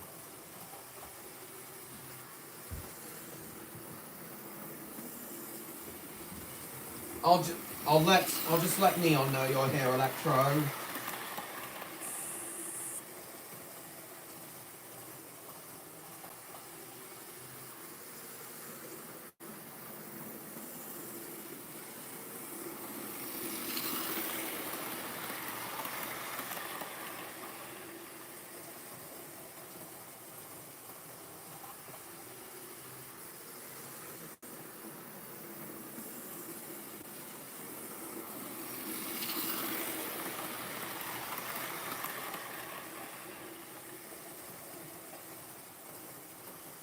I'll read that in a moment, James. But yeah, well, looking at this up close, Electro, that's a lovely profile picture you've drawn. So discontinued models, lovely.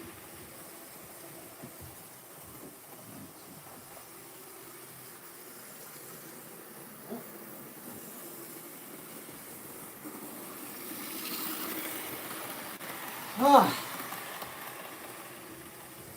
So what do you think of it, Electro? And as I'm running the 225 now, I'll put on the DVD menu music. I said, Electro, your new profile picture looks very good, Electro. You've done a very good job. What do you think of the GNER 225 set I've got?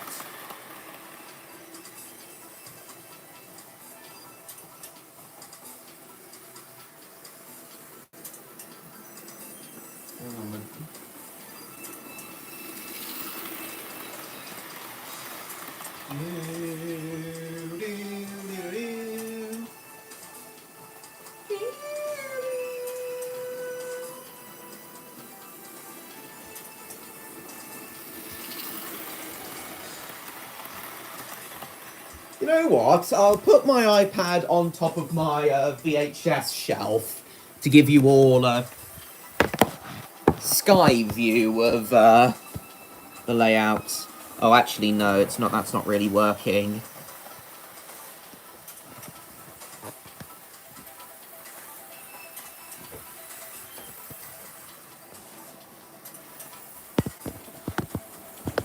Do.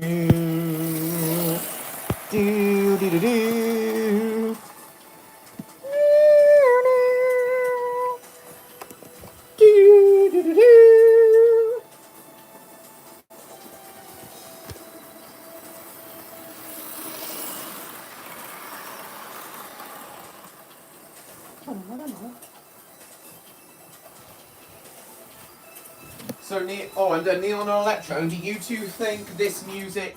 Ow, bugger, it's fallen off the tracks.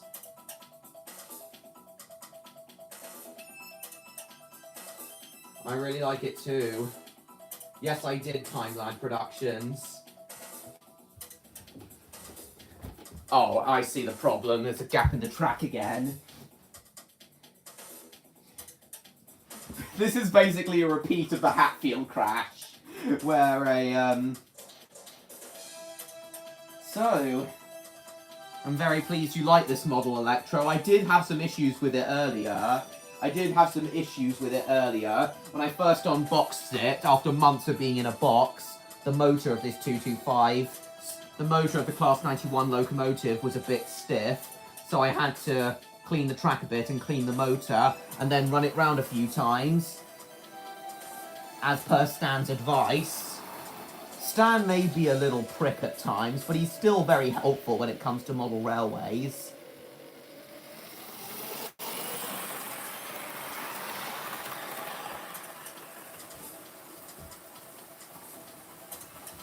Oh, and my iPad's fallen down. Yeah, he's still very... Oh, and Rexy's here. Hello, Rexy. I'll read what you wrote in a moment. Where's your sister, Lily? Oh, and he's drawn you a new profile picture, too. Lovely, Rexy. When did we get 80s synth music? Just now. This music was used... Oh, and it's fallen down again. This music was used... This is the DVD menu music and the main theme song of Video 125's East Coast Mainline Driver's IU. Because 225, exactly.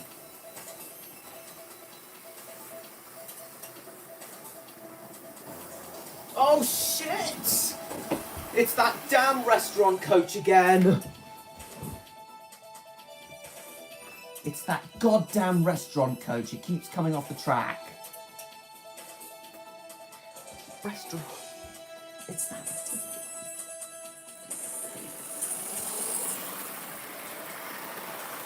Sometimes the restaurant coach behaves itself, sometimes it doesn't. But I'm thinking as though this train is racing down the East Coast Main Line towards London, King's Cross, heading for a speed record of 165 miles an hour, beating its 162 mile an hour record. Her favourite dessert? Awesome. I want to ask Lily about her present that Aeroline and Bianca got for her, i.e. her golden levitation dress. That's what I want to ask her about tonight. And then once I've done that, I'll ask her about what she thinks of my InterCity 225 set.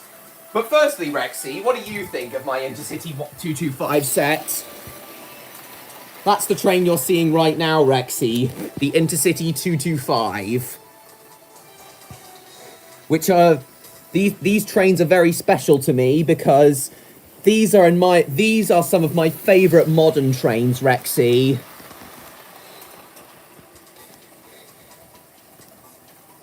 Obviously, nothing beats steam trains. Nothing will ever be better than steam trains. But when it comes to modern trains, the InterCity 225 is where it's at. Designed for 145 mile an hour, designed for 140 mile an hour operation, but even though in service it only ever tops out at 125, it's still an amazing train. Incredibly fitting for the East Coast Main Line. Rather festive today? So have I felt festive today as well. I got myself a Playground Chocolate Percy and 2 American Thomas VHS shapes. Lovely.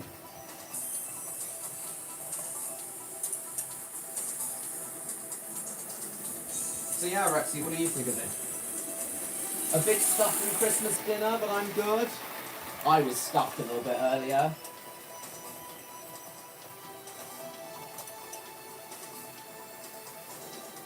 It looks interesting, but I tell you, Aeroline told me about this train. Yes.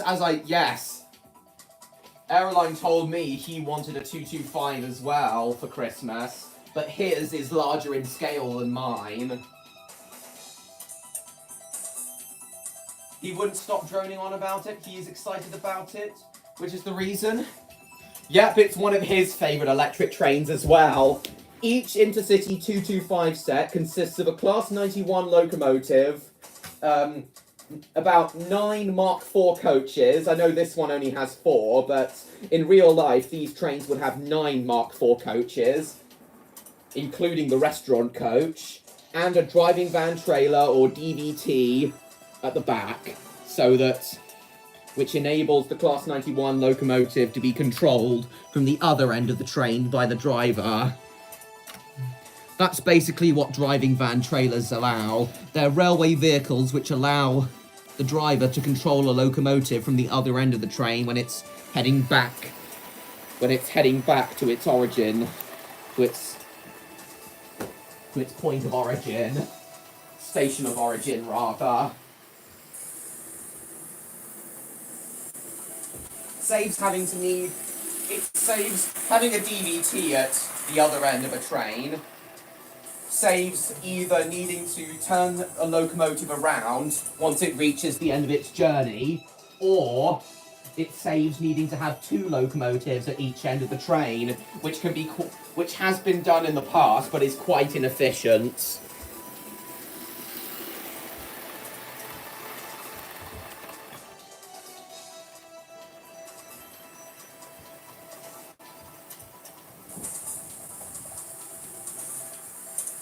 Just had a light dinner, I don't overeat. Lovely. Adding you as a moderator.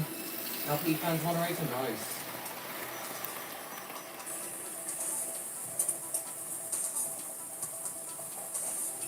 So what do you think of this model, Neon?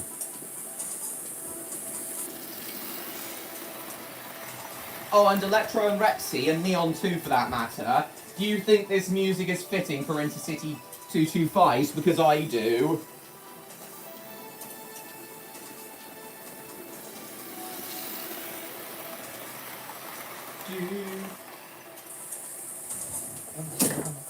Thomas voice do you prefer? I don't know.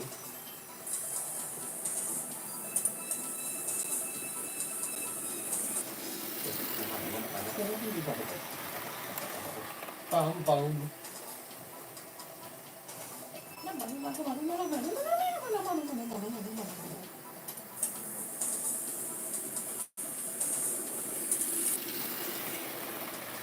What do you think of the model, Neon? And also, do you think this sounds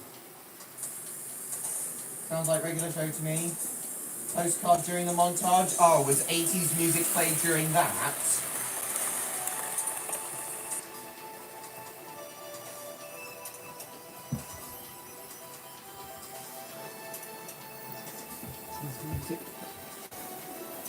I'm just going to move the water tower over here to give you guys a better view into the tunnel.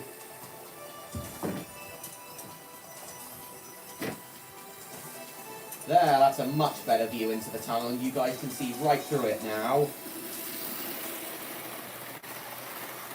Known for its 80s style soundtrack? Oh, I didn't know that. Well, that's interesting, as Raptor Dogs is also going to have an 80s style soundtrack, and it fell over again. I should really pay more attention to this curve. So it sounds like regular show to you. But would you say this would work, for Electro and Neon, would you say this soundtrack would work if Thomas and Friends introduced a Class 91 character into the show?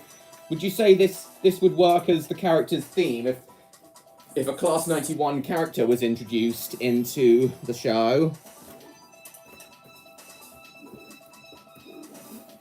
Oh yeah, and this particular Class 91 is modelled on a specific loco, a specific Class 91, number 91019, Scottish Enterprise.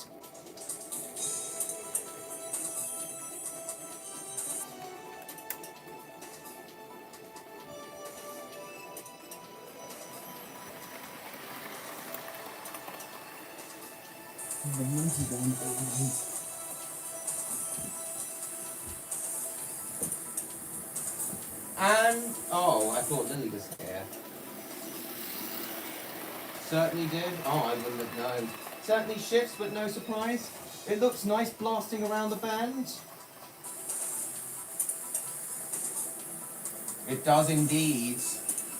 As I said, the InterCity 225s are indeed some of my favourite modern trains. And a different style of music? Yeah, but the first two seasons had a very synthy style score. Electro. Slightly different tone colour compared to the rest. Yeah, I don't know why that is, but it is indeed. Also, Neon, it's a restaurant coach, not a buffet coach. The difference being that you have waiters that actually cook your food and bring it to you. You don't eat like crappy British rail sandwiches in those kinds of coaches. You have a proper cooked breakfast, lunch and dinner brought to you by waiters. Indeed, I was hoping this one would have working lights. Turns out it's not.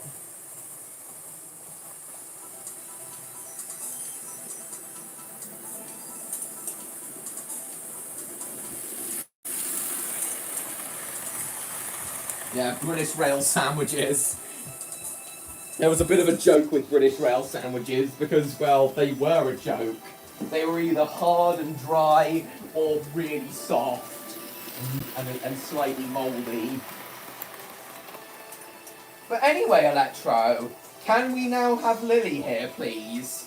Because I've been meaning to speak to her tonight. Nice train and nice livery. Indeed, the 225 livery, the GNER livery does indeed suit the GNER livery does indeed, in my opinion, suit the InterCity 225's best.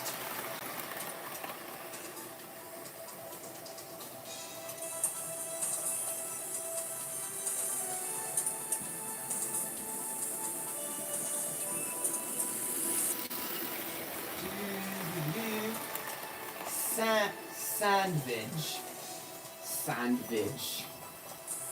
If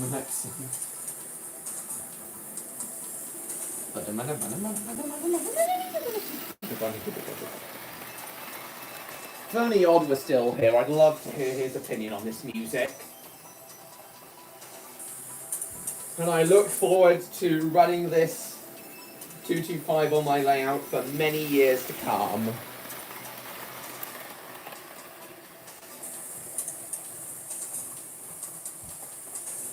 But you still there, Electro? Are you getting Lily here?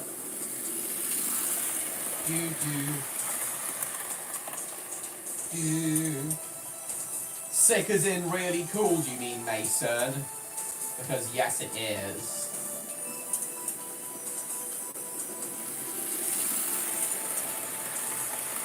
This video is only 1 minute long, but music in this video captures the regular show soundtrack. Lovely, Electro. But anyway, can we please have the can we please have Lily here now?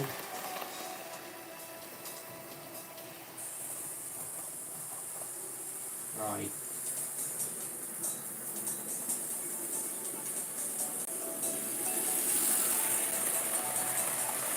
Yeah, this is really good music. How did I not know that regular show had 80s style music? I can see why you like this show, Electro. And what a big coincidence. She's not ready yet? Okay, that's fine. We are going for another hour and 15 minutes, so we've got plenty of time.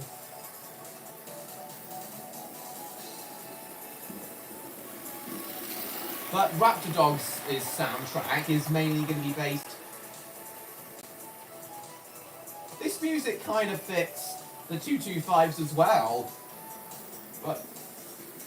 But the music that Video 125 composed for their driver's eye view of the East Coast Main Line is definitely fits the 225s better. But yeah, this is very good music. And as I said, I did not know until today that regular show had an 80s soundtrack, so big coincidence. But Raptor Dogs' 80s style soundtrack is more going to be influenced by Terrorhawks' soundtrack. Yeah, Raptor Dogs' soundtrack will mainly be inspired by the soundtrack of Terrorhawks. Oh, and the power and it's decided to cut the power. Right. Well, thank you for sharing that piece of music, Electro. I can see why I'm starting to understand why you and many others around the world love regular show and why it became such a big hit. I personally never watched it, but again, I am starting to understand why you really like it. Listen to synth when drawing? Very nice. It was on the day Cad Icarus uploaded his Spyro video. Well, it was just over 2 years ago. My Christmas-themed live stream then was on the 23rd, James. Let's have a listen to this one. Oh, this one's from the postcard.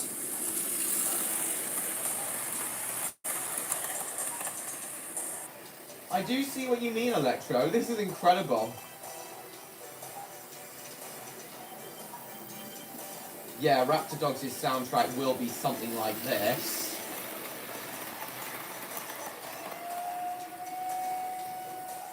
Raptor Dogs' soundtrack is also going to draw influence from Tugs. The Tugs Danger theme. I want the Raptor Dogs Danger theme to be based on the Tugs Danger theme. I do see what you mean, although the InterCity 225 one is a bit fast, is a bit faster in tempo.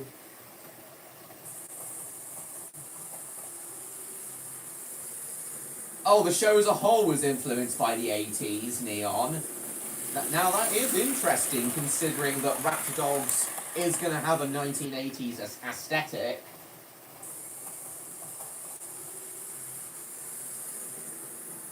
So, Video Game Wizard, lovely.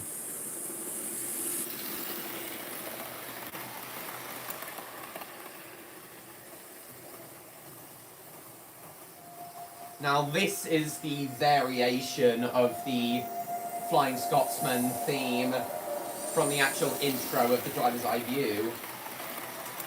This one's slightly different. The regular show ending. What, the ending to the show as a whole? Hang on, the Class 91 derailed. Good choice of song indeed. When I heard Heroes by David Bowie in the final episode of Regular Show, I ended up crying. That's so much I love the show. Nice. Yeah. I do need to get this layout onto a baseboard and pin it down with, I do need to get this layout onto a baseboard and actually pin it down.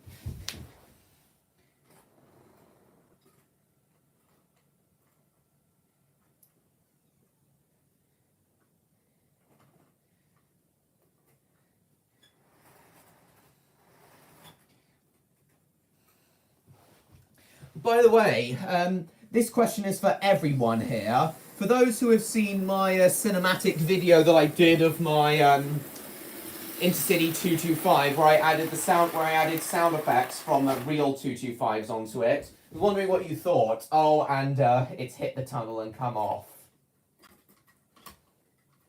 And the spring-loaded pantographs come up. Oops.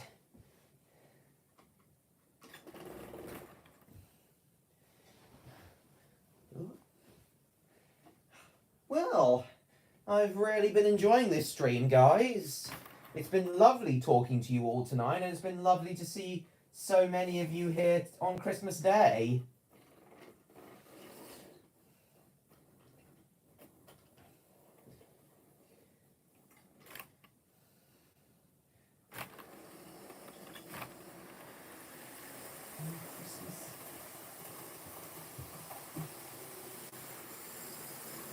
Now I've running. It's really motoring now.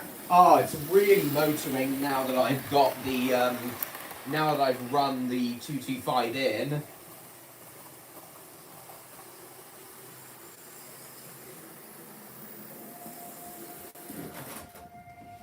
And of course, it's tipped off the tracks again. We keep having the Hatfield crash over and over again. MLP Q4 ended? Nice, it was a jolly good show, it was indeed. Think any of it was meant to be taken as a joke? Lovely stuff. Wasn't as strong for it anymore. Still helped me? Lovely. We keep having the repeat of the Hatfield crash over and over again. Where a 225 came off the tracks because of metal fatigue in the tracks. Because rail track was so incompetent back then, they couldn't even detect where faults were. Metal fatigue.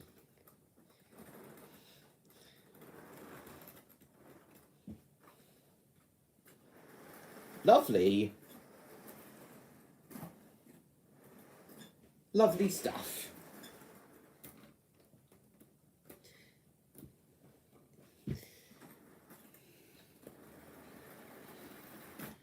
Lovely. Right. Now, get this up to speed again. The 225 is motoring now.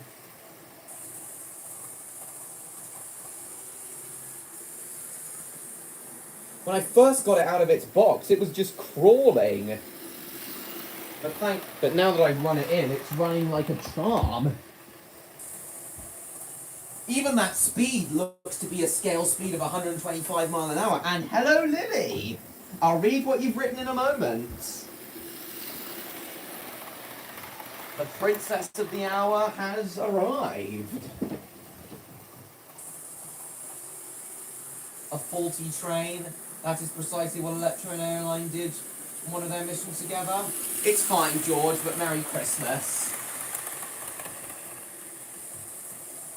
By the way, my love wasn't. So, but it still helped me though. Jeremy's one of McDonald, better known as the penis clown. Thank you, penis clown. My bad for me. Yeah, Merry Christmas to you too, Rob, and Merry Christmas to you too, Lily. Oh, and I forgot to say Merry Christmas to Rexy, so Merry Christmas to him. Redeemed Electron Merry Christmas as well. That is precisely what Electron Airline did on one of their missions together, indeed. Anyway, Lily, now that you're here, Lily, I would like to know, how did you feel about your surprise Christmas present, that being your golden levitation dress that, Bianca no doubt magicked onto you this morning, and it being Araline's idea? And I take it you love it so much you haven't taken it off all day, Lily? And you're still wearing it at this very moment?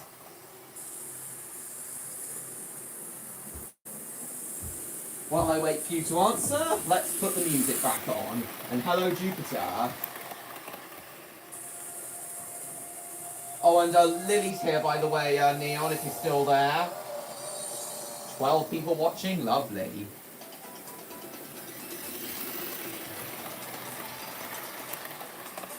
Tripped over in my new dress? Oh. Well, how can you trip over if you're levitating? How can you trip over if you're levitating, Lily?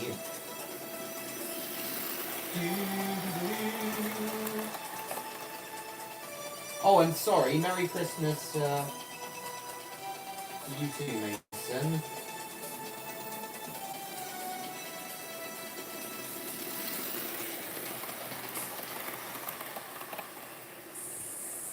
And hang on, I'm just going to go back to the main menu. Hopefully soon, Timeline Productions. Feel short on things to say? Well, Lily will,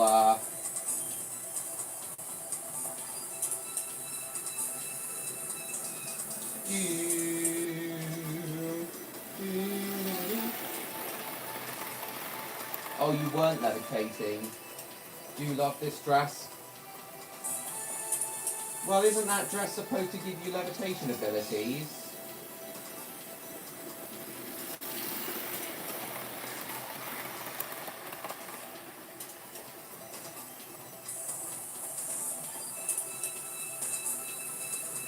Yeah, but isn't the dress supposed to give you levitation abilities?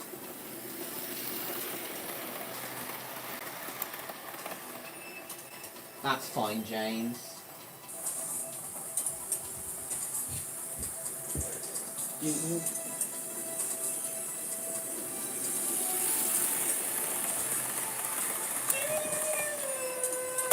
Oh, Shiba, not again.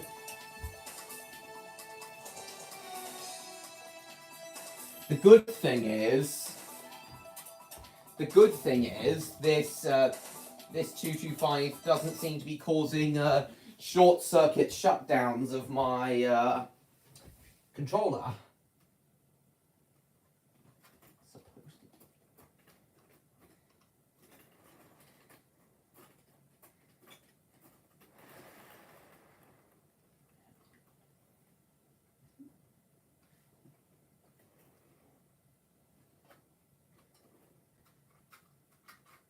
I'll be with you guys again in a moment.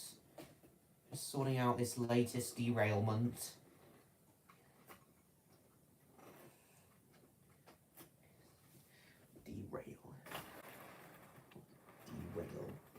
Derailed. Derailment.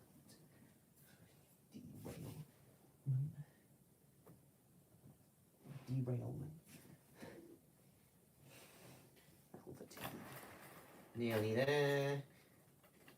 Oh, come on, couple up. Lovely. And off we go again. Sit. Lovely to see you. You still there, Lily? So I'm not alone then. Nice to meet the Doctor Who theme. I see what you mean, Timeline Productions. Alright, see you in a second, LP fan.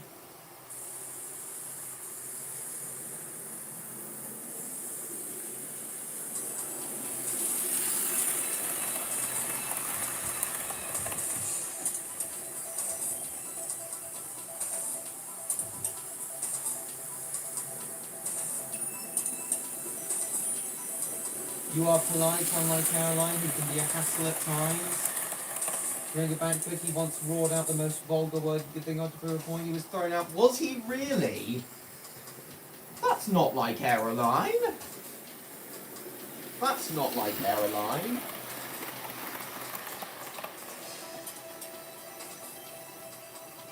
But anyway, Lily,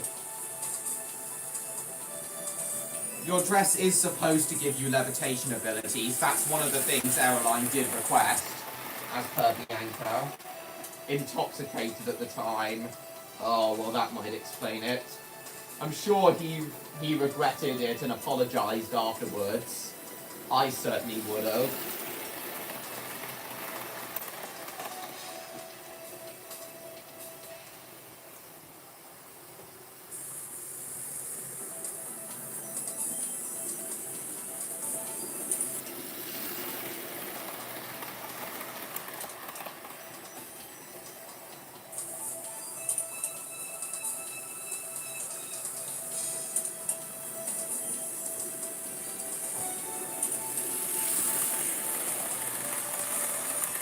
Hello, Cinder.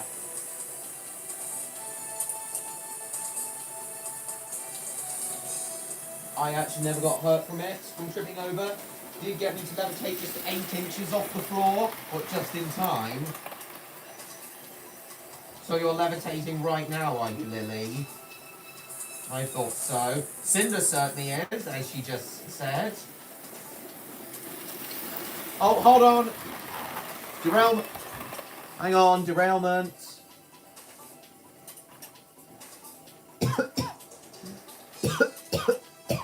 Oh dear.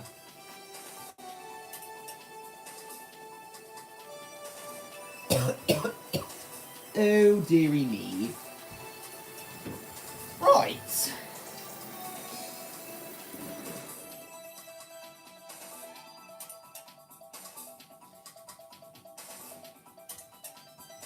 Fix the dress so it can make Lily levitate forever. Oh god. Really Mason. Duplo, Toby and Mr. Menray with trouble with trains. Mild to see you again.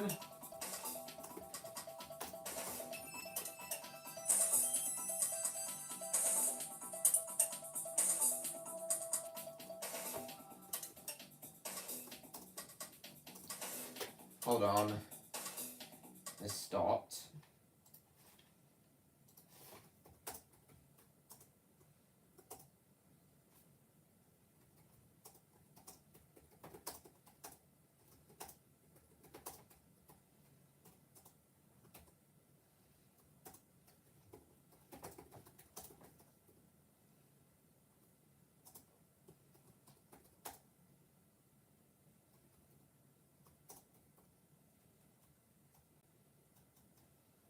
Hold on.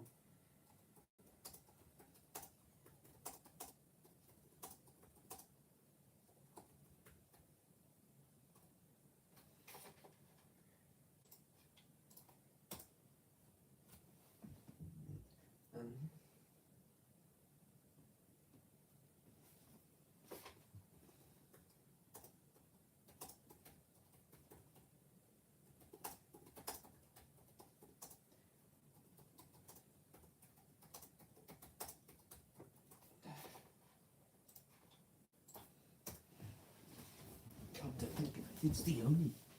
Come to think. Yeah, Shizer. Get back on the track.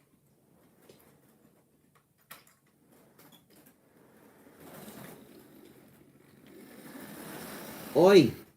Stupid restaurant coach again.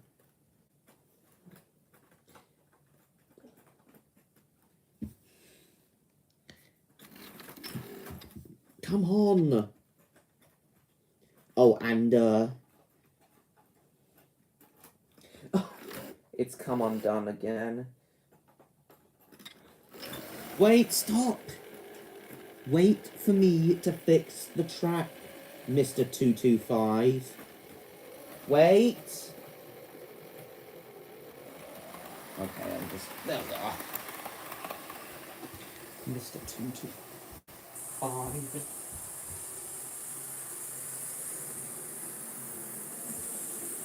Ah!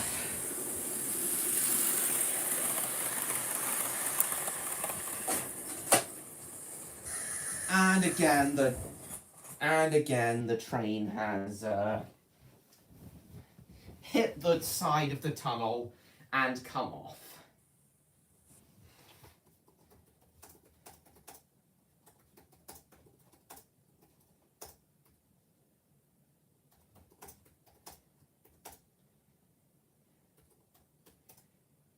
So Lily, I take it you've been floating all over the kingdom in your dress today. Sure as I hate to, I see time, lad. Thanks, Mason, anyway, stupid brain rot songs.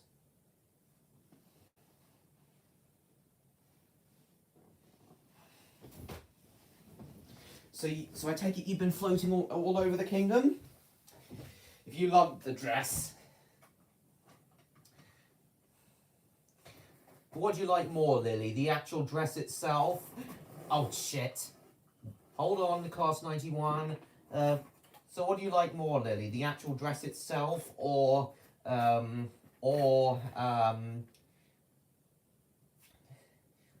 its ability to make you levitate? Or do you like both equally, both factors equally?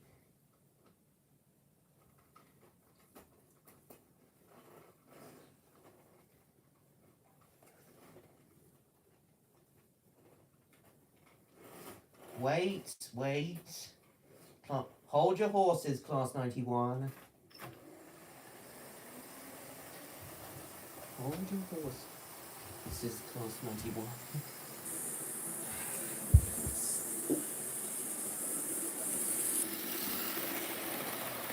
That's 91. So then, Miss Cinder, saying that is your final, is not saying much. All engines go to hell. I am not ready for that yet. I need to practice. Have you been practicing today, though, Lily? I can do that with giant bouncing mushrooms that the hatchlings use when they learn to fly. Oh, nice. Do let me know. Do let me know when you've... that's fine, Jupiter.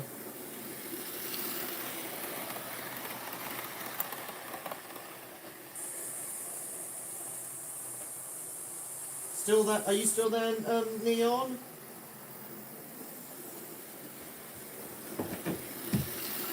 But how does the dress actually make you feel, Lily? Like right now, as you're wearing it.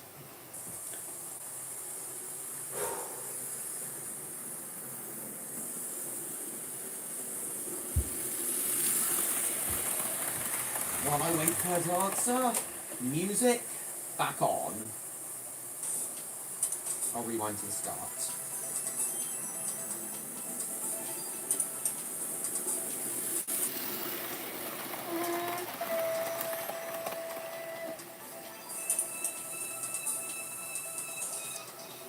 Little tight on my joints and your legs.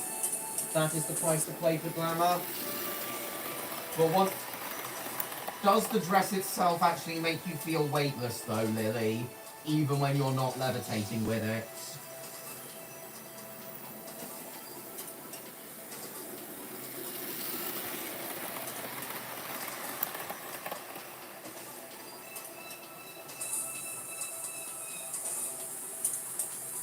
Asked Neon if he's coming back to the stream in a bit.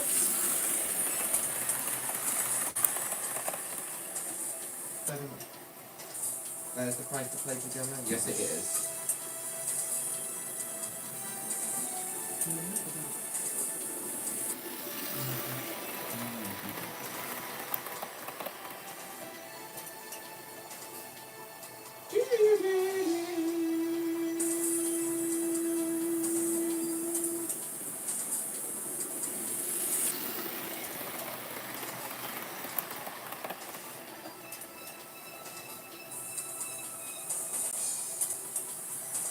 So does the dress actually... It's hard to say. I have only put it on a short while ago when I was helping Electro and the others with duties.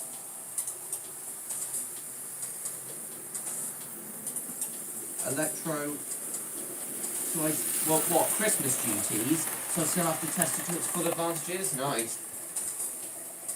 Well, you must have been floating when Bianca first magicked it onto you.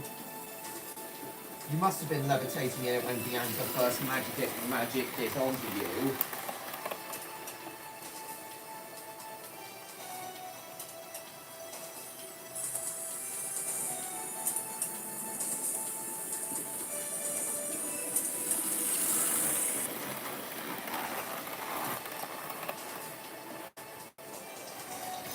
Oh, shit!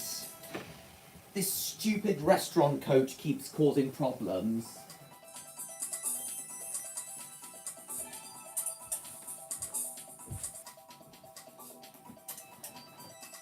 And the DVT is caught on the tunnel. Wait, no, it's just one of the coaches. But with all that out of the way now, Lily, with talk of your dress, either way, Lily, I'm delighted you love your present, and I knew Aeroline and Bianca made a good choice in gifting that to you. I knew Aeroline and Bianca made the right choice in gifting you that. But anyway, Lily, with your own present now covered, I would like to know what you think of mine. That was your main present, Lily. But what you're seeing right now, Lily, is mine and Aeroline's. An InterCity 225 electric train set in GNER livery. I was wondering what you think of it, Lily.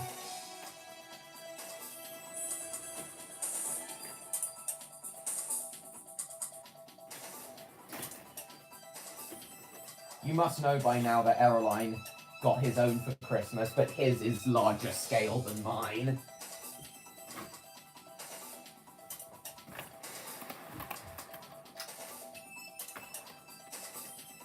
I was also wondering if you think this music is fitting for the InterCity 225s.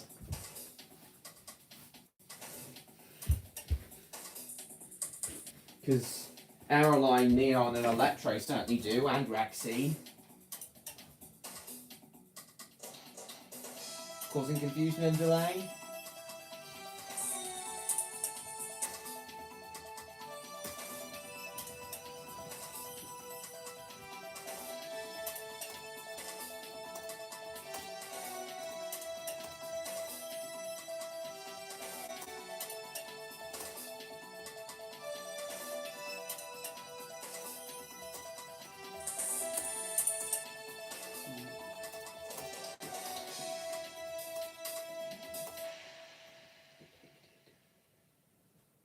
Dan is depicted in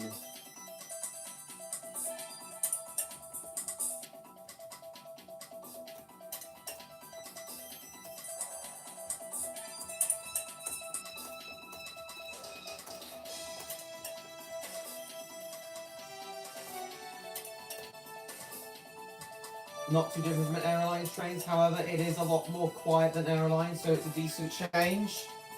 So I take it when you say that, Lily, I take it by that. I'm not being too, Mr. Mason. Levitating dress. Can fly after all. He's been floating all over the kingdom. Well, I'm sure you will be in the coming weeks, Rexy. I'm sure you... sorry, I mean Lily. I'm sure you will be in the coming weeks.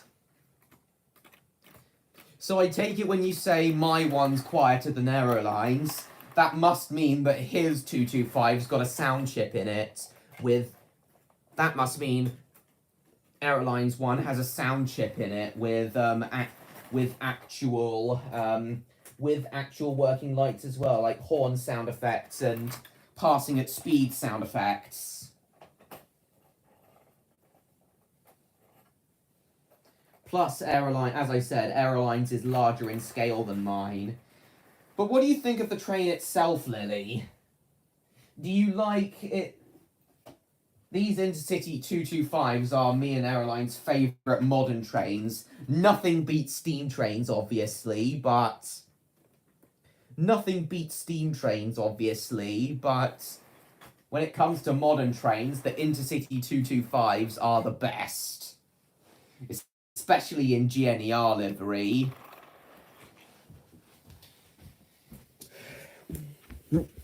I've just switched the, I'll run it the other way around my layout now. I've just switched the locomotive and driving van trailer around.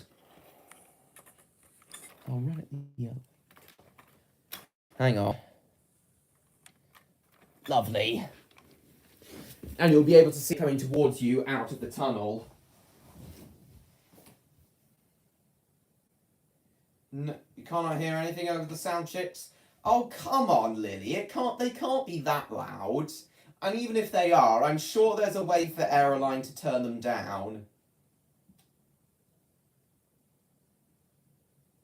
Mason, welcome back, MLP fan. So it will make more noise? That's true, Neon. Quite the noise pollution. Wearing shades.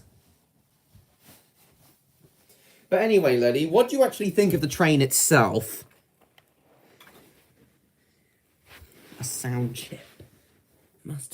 Yeah, Aeroline told me all his trains have sound chips in them, unlike mine. The only model train I have with a sound chip in it is my Class 56. But yeah, Lily, what do you actually think of the train itself? These are amazing trains, Lily. They were built in the 1980s to run on the then... They were built in 1988 to run on the then newly electrified East Coast Main Line from London, King's Cross, up to Edinburgh.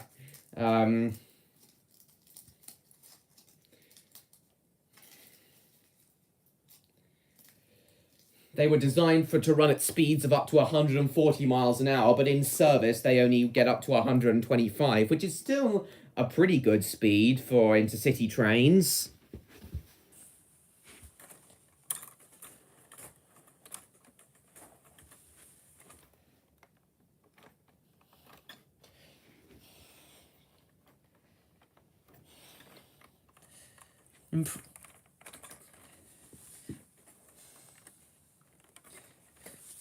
This particular one is number 91. So each... Hang on. I'll read the chat again. Far more tolerable than Aerolines. Nice. Okay, Neon. Visited the rail cave. It's still not complete yet, Neon. Far more tolerable than Aerolines.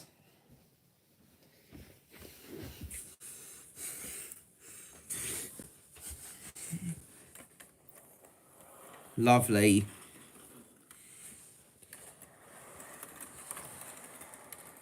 But do you like the sound of the InterCity 225s, Lily, based on what I've told you just now? Do you like the sound of the InterCity 225s based on what I told you just now?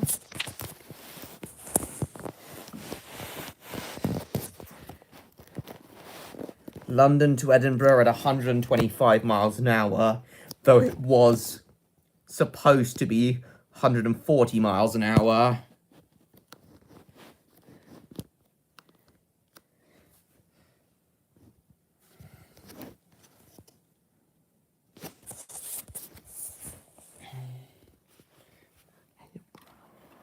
So each intercity, I would like them more if they didn't blare their horns whenever I'm trying to sleep. Well, Aeroline didn't know that. I'm sure there's a way for Aeroline to turn the sound chip off and therefore the horn. Hold on, guys. I'm opening my second Freddo.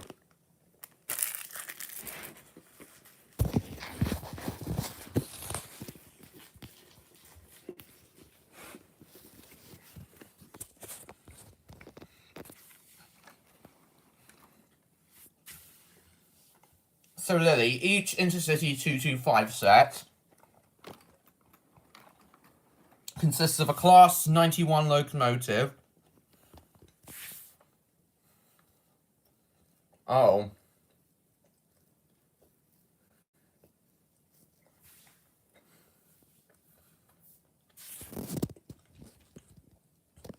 Yes, he is.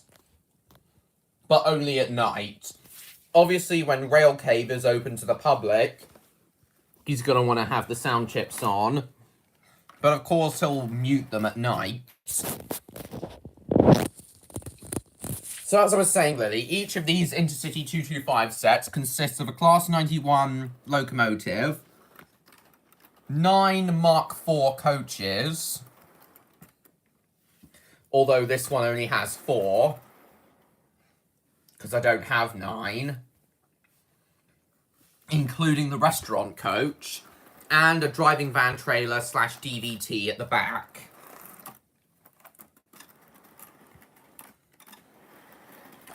Lily, I was also wondering what you think of this train's livery, its paint scheme.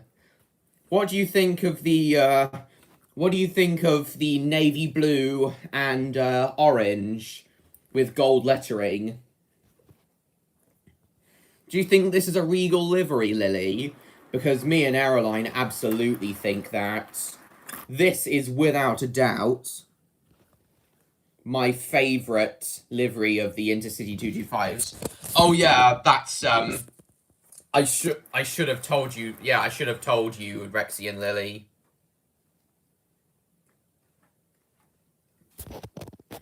What the paint scheme? No, I do see what you mean. But I thought his redeemed form was a lighter blue, not navy blue. But yeah, DVT. Yeah, I should have told you. I should have told you, your brother, and Electro earlier. This is what the DVT is. Hang on. It's this thing right here. DVTs, or driving van trailers, allow the driver of a train to control the train from the other end of the train, as opposed to from the actual locomotive. Gold horns and hair? Oh, well, yeah, it's gold lettering. But do you think orange and navy blue work well together? Because I absolutely do. But as I was saying, DVTs, or driving van trailers, allow the driver of a train to control the train from the other end. The controls that the driver works in the DVT send signals back to the locomotive, and the locomotive is controlled from the DVT based on the inputs, based on the signals that are sent from the DVT to the locomotive. So the locomotive itself pulls the train traditionally one way, and then it pushes it back the other way when it's being controlled from the DVT. It's known as push-pull operation, and it's become a very common operation with loco-hauled trains. Having a DVT at one end of a train saves having to run a locomotive round to the other end of the train, or have 2 locomotives at each end of a train.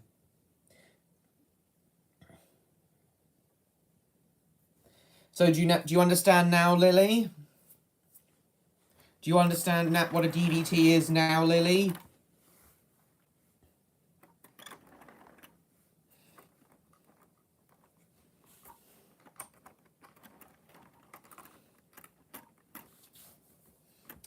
It's become very common railway practice to use DVTs.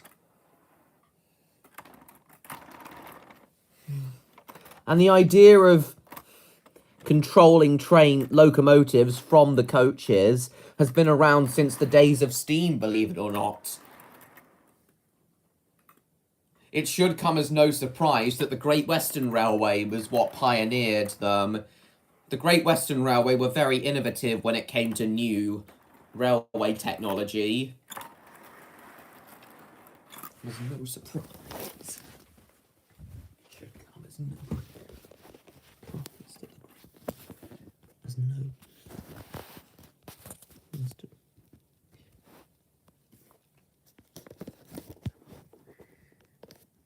Western Railway.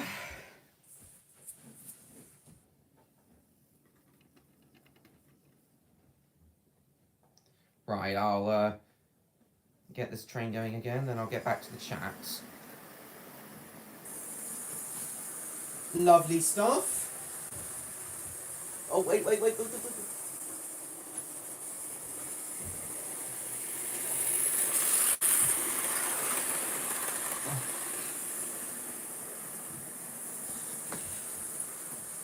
I apologise for not clarifying that to you to begin with, Lily. Bugger, not again. Not again. You still there, Lily?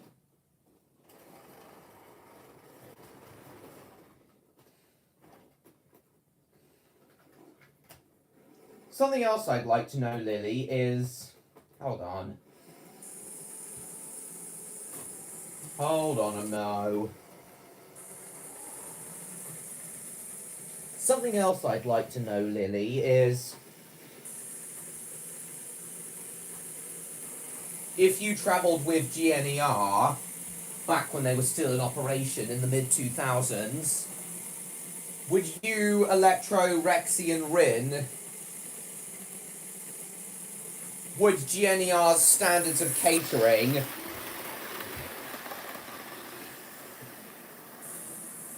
satisfy your royal expectations?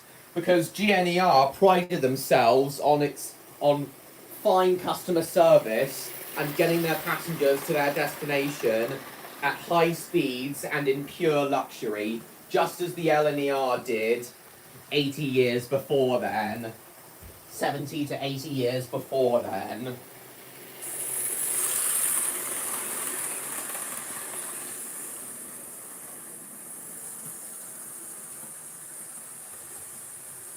These 225s in the GNER days didn't have ordinary buffet cars, they had proper restaurant cars where full cooked meals would be served to first class passengers on travelling up to Edinburgh or down to London, or wherever they were going on the East Coast Main Line.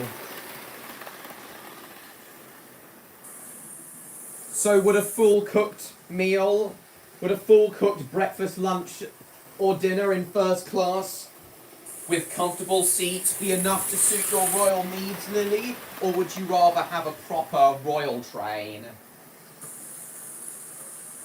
Are you still there, Lily?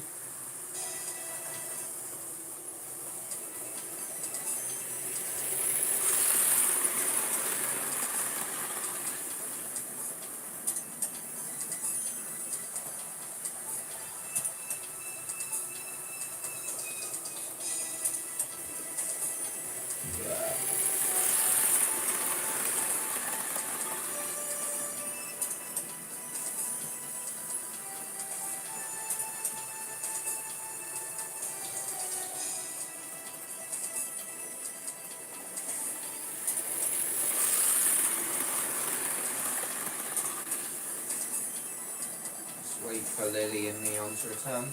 Shaun the Sheep, yeah, I noticed that, MLP fan. That was really funny. And it's decided to derail again. And it fainted. It just flat out fainted. The 225 flat out fainted.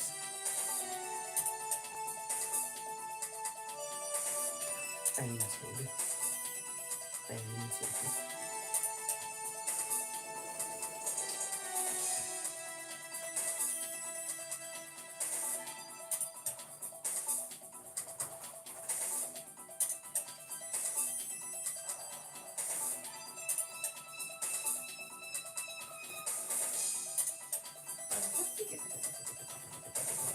Ow!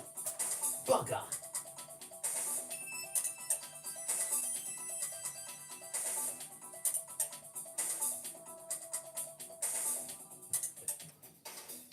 I've muted. Why? As per your orders, I have muted. I apologize.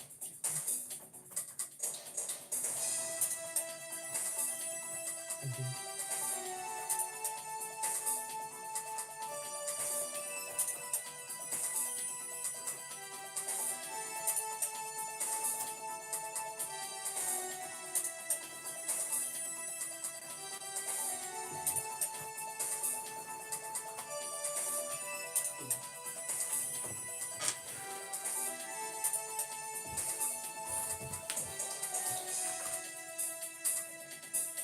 Right then.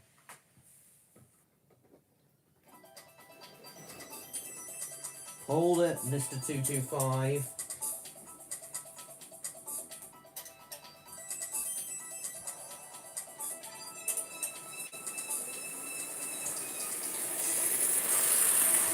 It's starting to get a bit hot.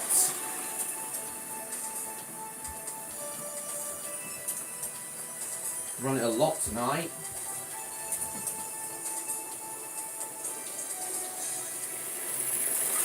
Amazing. Let's see Sonic 3. Lovely.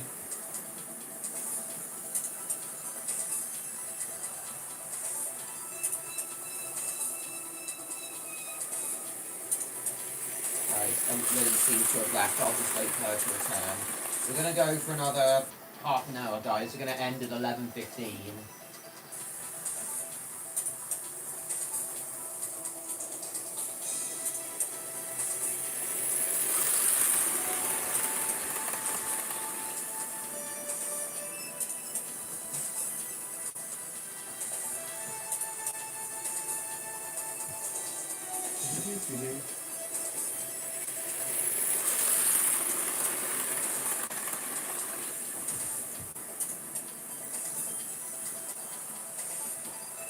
Mark Fork.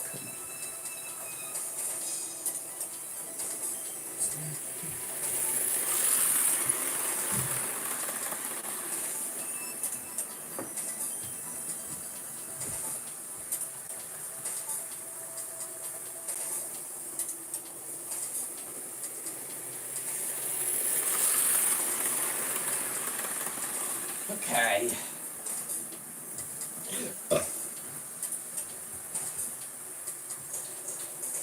Right, I think I'm just going to quickly grab some water. And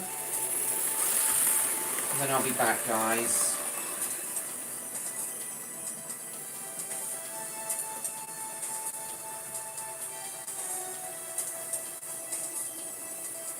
Well, I'll stop the music after it's finished playing. And I'll get some water.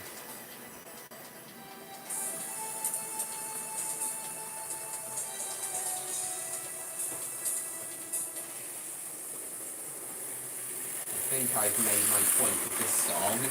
It's awesome and it fits the 225s perfectly. Right then, water. I'll be right back, everyone.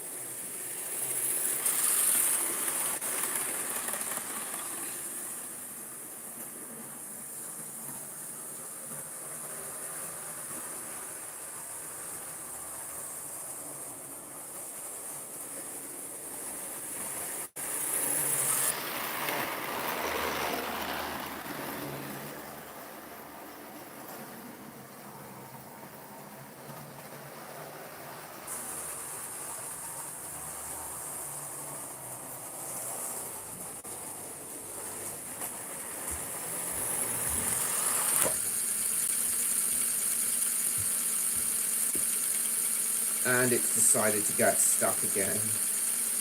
I'm glad to hear that, NLP fan. It decided to get stuck again. Oops. I guess now we'll just have a bit of a talk together. Have a bit of a talk.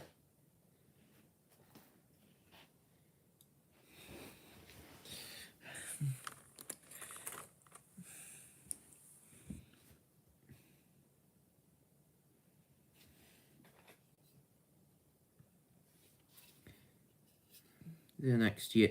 Yeah, well, next year. Probably Paddington, MLP fan.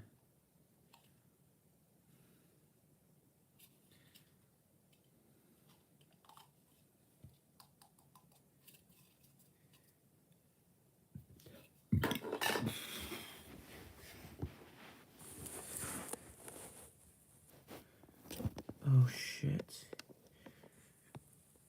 Ugh. Right, I'm gonna...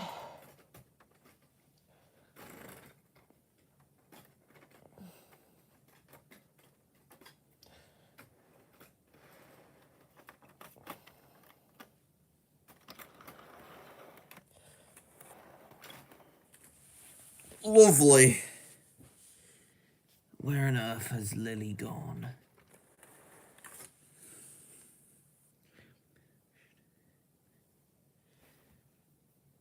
Yes, Mason. Right, so I was gonna see if...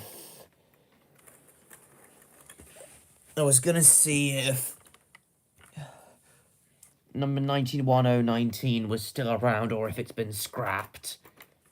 I've got a horrible feeling the real 91019 has been scrapped. Let's have a look on... let's see if I'm right. Let's see what Wikipedia says.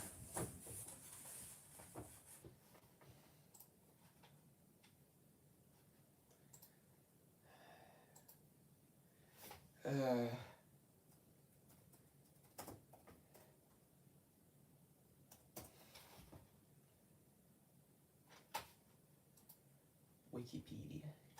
So while I think the GNER livery looks best on the 225s and Class 91s, the InterCity Swallow livery plus the LNER Oxblood livery looks good as well. Rebuilt between 2000 and 2003.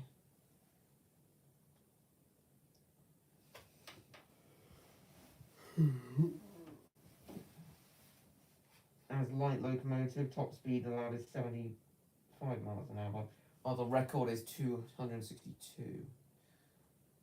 12 have been scrapped, 6 are stored, and 1 has been preserved.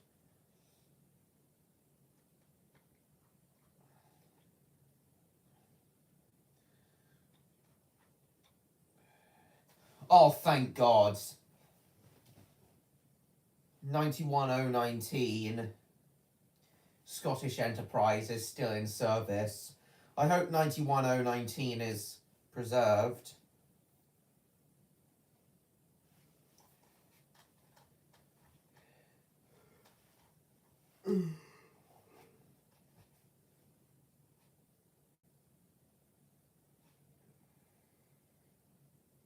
Oh, and it currently carries the InterCity Swallow livery. 91019.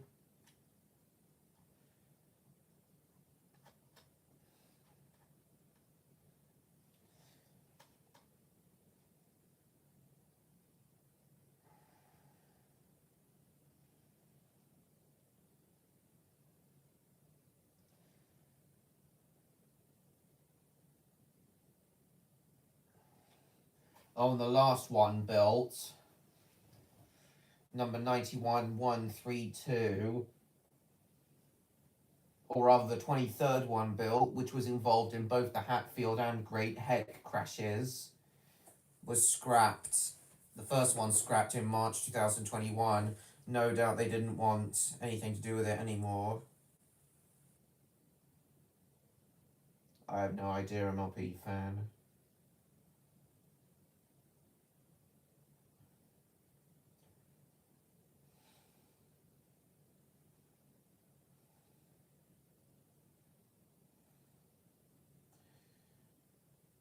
Well, I'm at least glad the real 91019 is still around.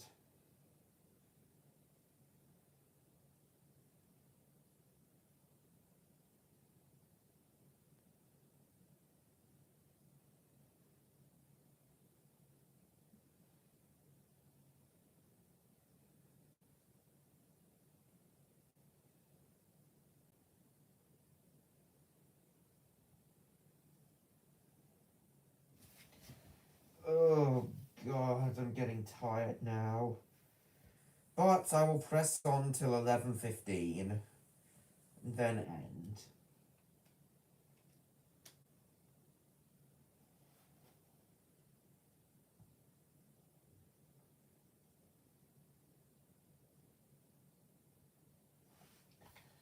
Train 94, I see.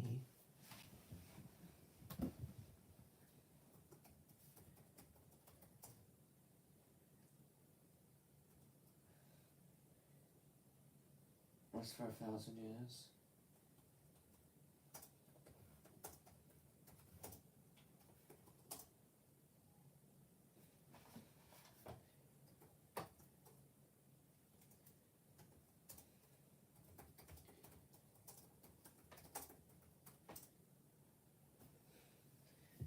Thank you so much, Cinder.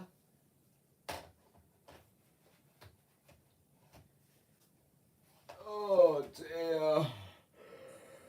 Ew.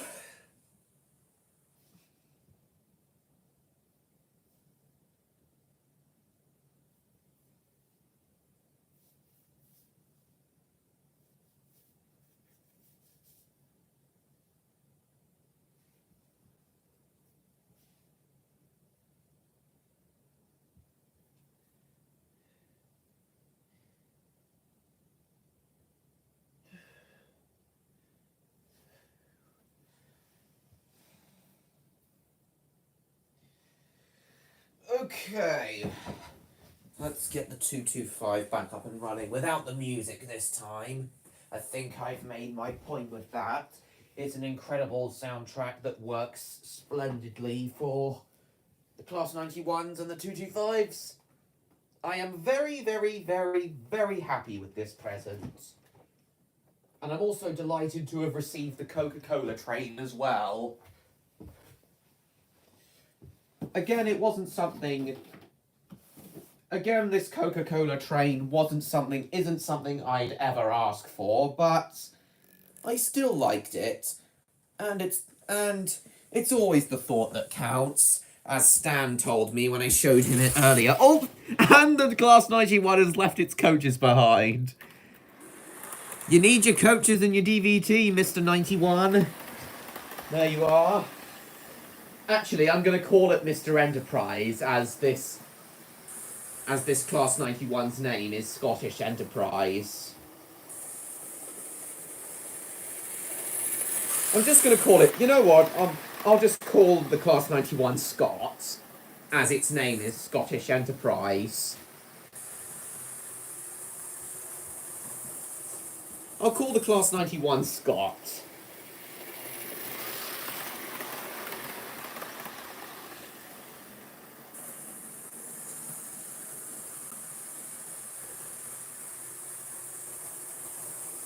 I'll call the Class 91.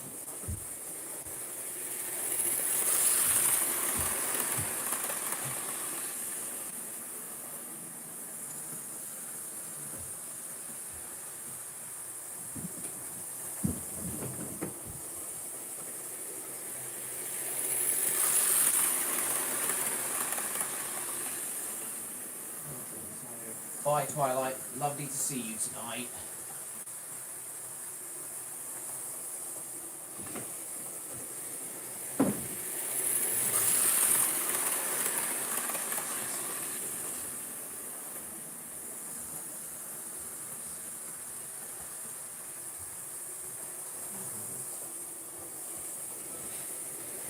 I'll move the basket a bit as well.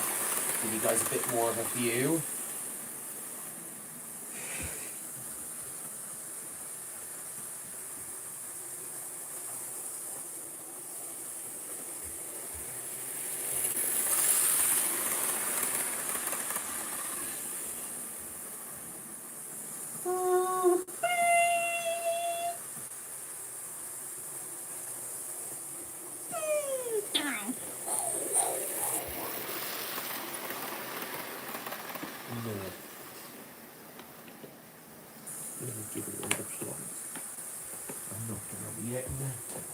Lovely.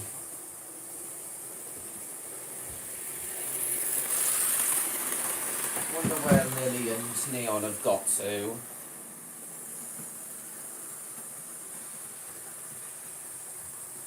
We've only run a couple other trains besides the 225 tonight, but oh well. The 225 is supposed to be the star of tonight's show.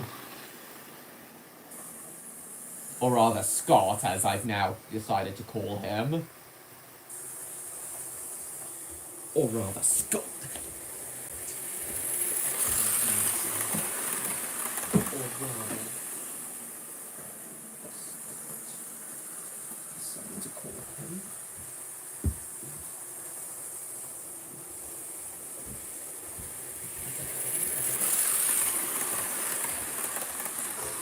As I said, this engine was crawling earlier.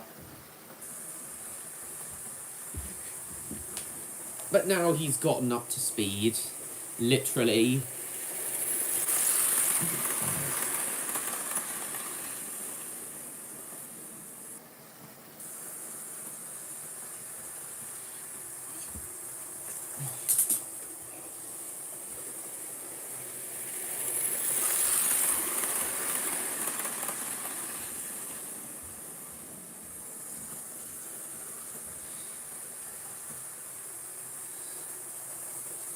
Just giving a bit of a clearer view. Go to the pub on New Year's Eve. Awesome.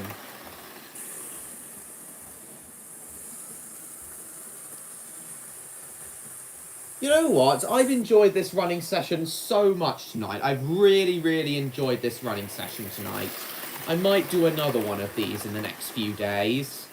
Not too sure when, but I think I might do another one of these on either the 30th or 31st. We'll see what happens. But I've loved doing this so much tonight, and I've loved showing off my new Class 91. My new InterCity 225 set. I've loved tonight's running session so much. I'm probably going to do another one on either the 30th or 31st. We'll see what happens.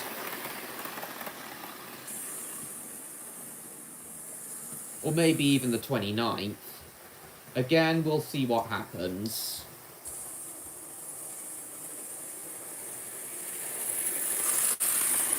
I just love live streaming in general. Obviously, nothing beats my weekly Friday streams, but I adore these ones as well, as you all should know by now. I don't think I'll ever stop loving live streaming.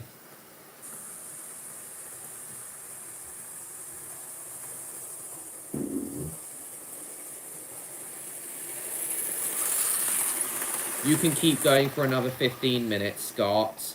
Then you can have a nice long rest. Until the morning.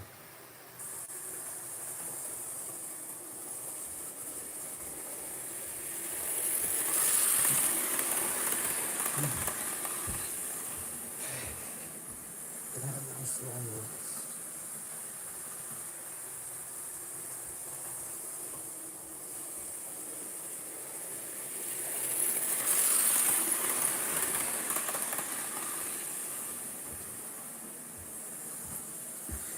Lovely.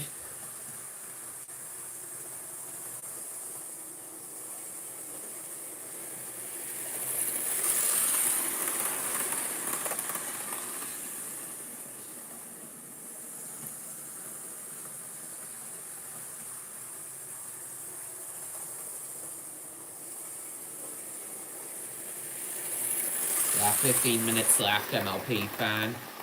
Then it'll be time for bed for me.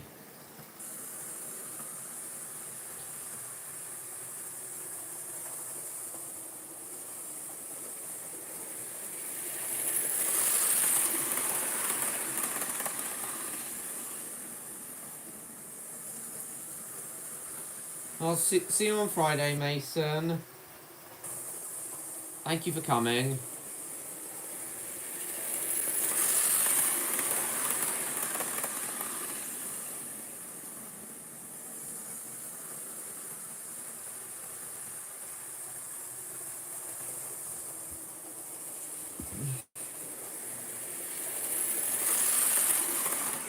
Hang on, I think this pantograph's come a bit slanted. Sounds like my grandparents are probably going to bed now.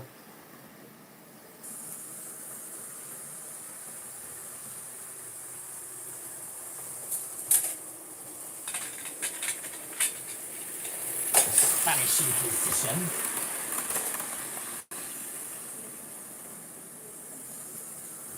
If you were shocked.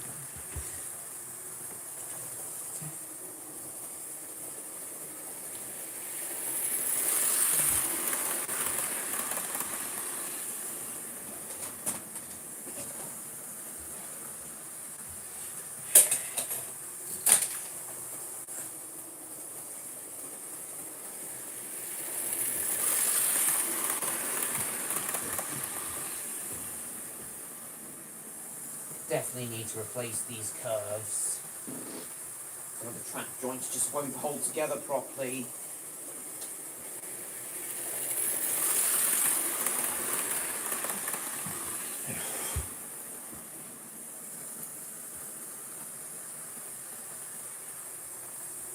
Sit!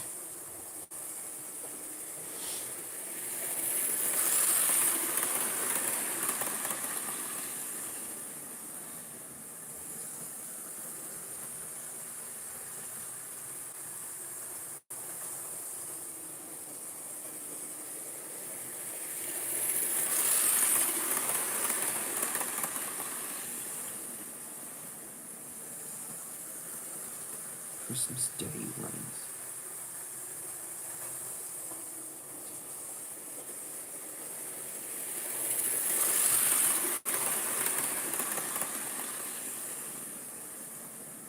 Are James and MLP fans still there at least?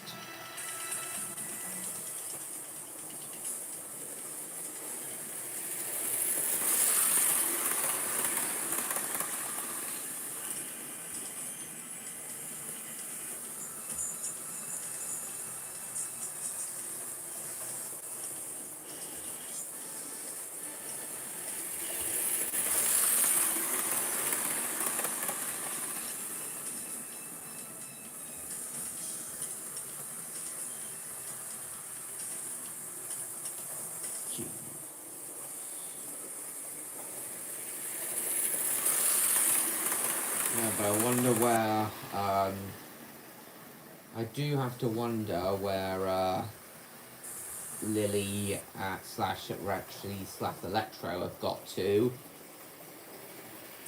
and where Neon is. I think most people have gone to bed now.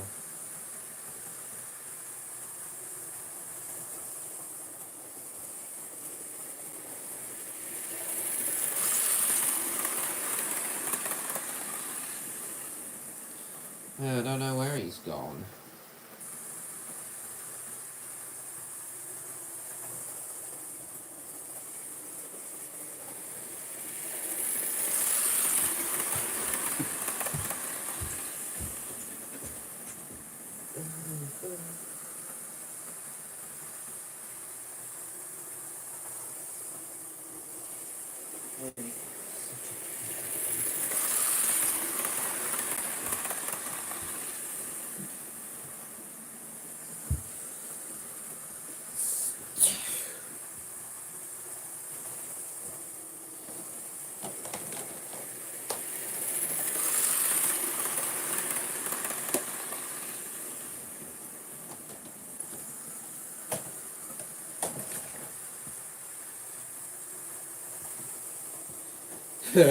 I don't blame you, MLP fan. I can imagine you are.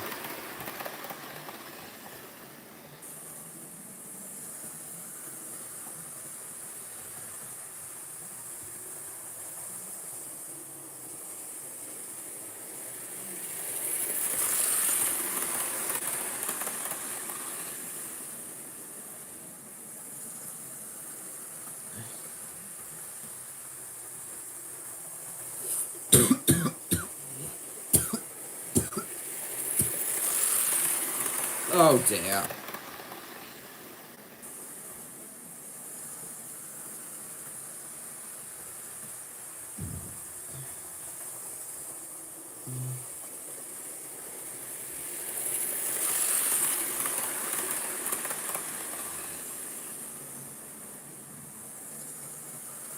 Oh, derailment.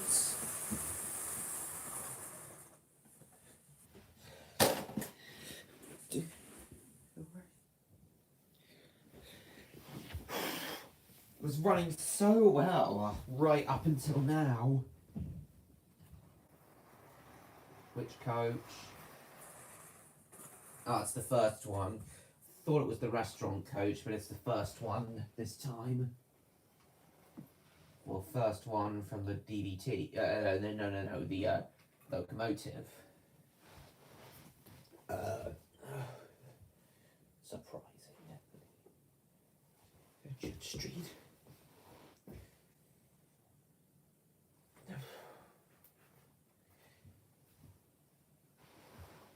Anyway.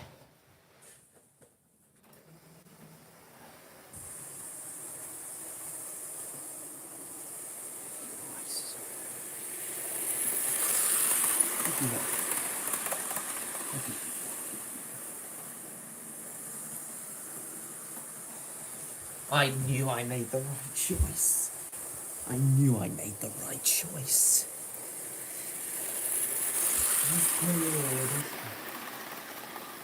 Don't worry, sire. As per your orders. Oh, dearie me. You drunk about 3 ciders. 3 ciders?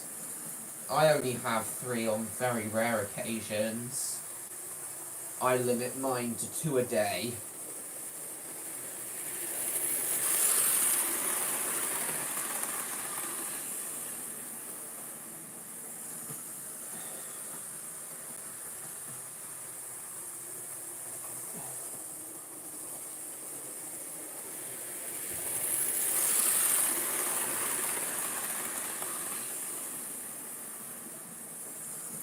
I topped out at 15 feet.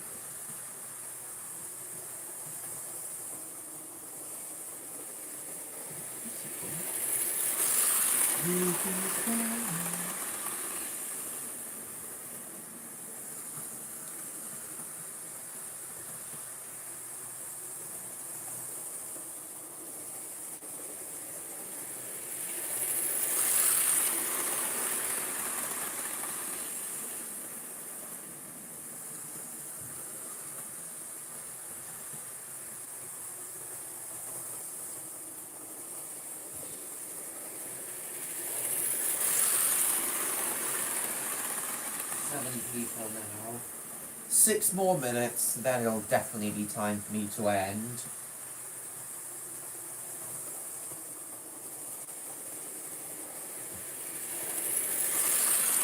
Oh, you're back.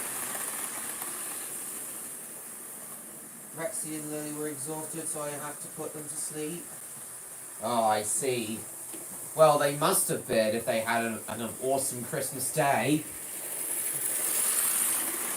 I hadn't quite finished talking to Lily tonight, but Electro, because I've enjoyed this running session stream so much tonight, I'm probably going to do another one on Sunday the 29th after my uncle, auntie and cousin have left. Yeah, I'm going to do another one of these on the 29th after my uncle, auntie and cousin have left. Hopefully by then, Lily will have gotten used to using her levitation dress and will have been having a lot of fun using it. And I'll be able to ask her what she thinks of GNER. And I asked before she left, right as she left, I asked her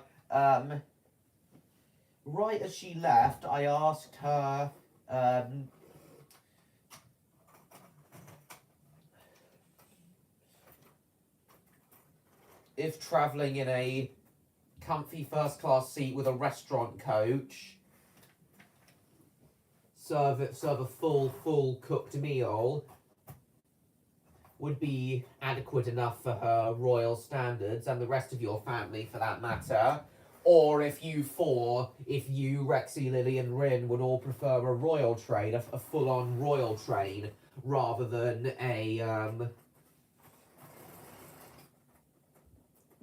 simply a a first class train, a first class seat in a restaurant coach? That's what I was going to ask her. Would a much more modest, that's what I was going to ask her. Would a much more modest first class seat in a restaurant coach with a full cooked meal be suitable enough? Or would a full blown royal train be more your standards, more to your liking? The liking of you four?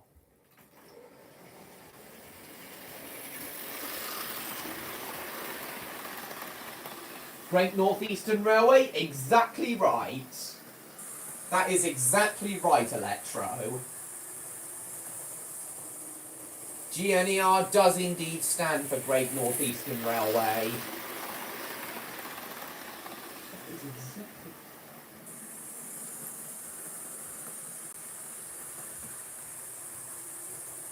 Welcome back, Neon.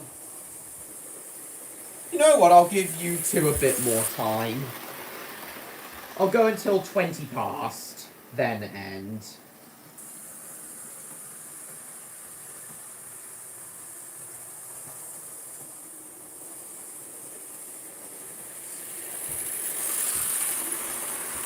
So yes, Electro, would you four prefer first class seat in a restaurant coach being served a 3-course cooked meal on your journey? Or would you rather have a full-blown royal train? That's what I'd like to know.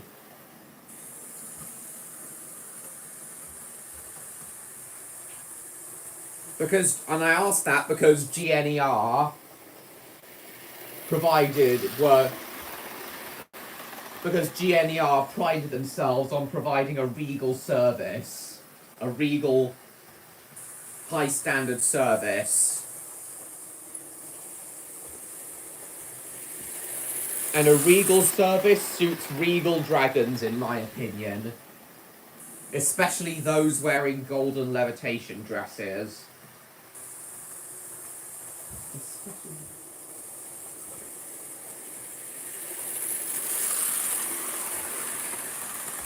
It means, Electro, would you rather have your own private royal train? Would you four rather have your own private royal train? Or simply a first class seat in a restaurant coach with a full cooked meal? Full cooked 3-course meal? So what will it be? A private royal train? Or a first class seat on a public train in a restaurant coach with a 3-course cooked meal?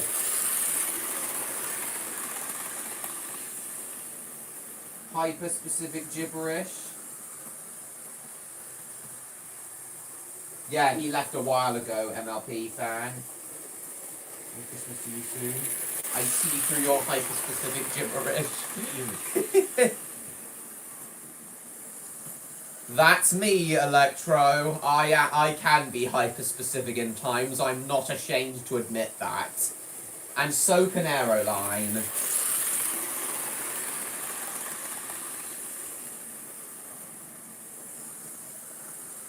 That's just what my autistic mind is like, I'm afraid.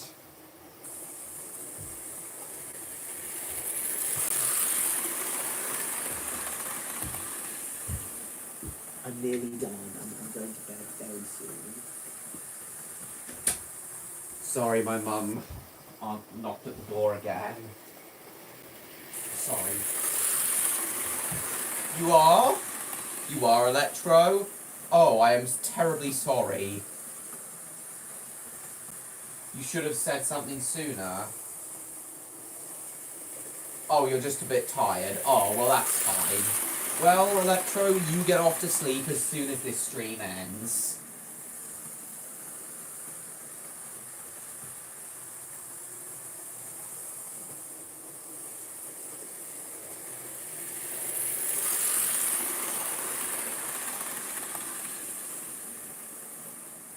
I do apologise, Electro.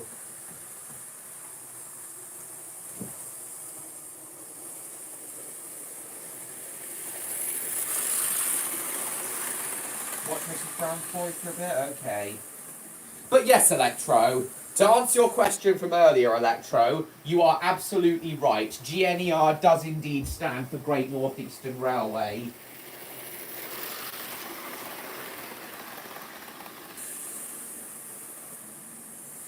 It's an amalgamation of two pre-grouping railway companies that ran the East Coast Main Line prior to when they were grouped into the LNER in 1923. They were the Great Northern Railway, which ran as far north as, like, Selby, just to the north of Doncaster, and the North Eastern Railway, which ran from Selby and York to the Scottish border. And then the North British Railway owned the East Coast Main Line the rest of the way to Edinburgh. The East Coast Main Line evolved in stages over the years until more or less the route the East Coast Main Line takes today was finally formed in the 1870s.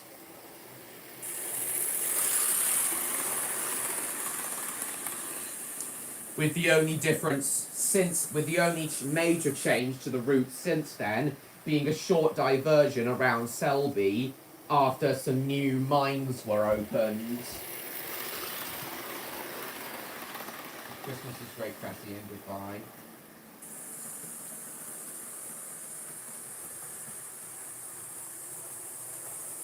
Bit indecisive? That's fine, Electro.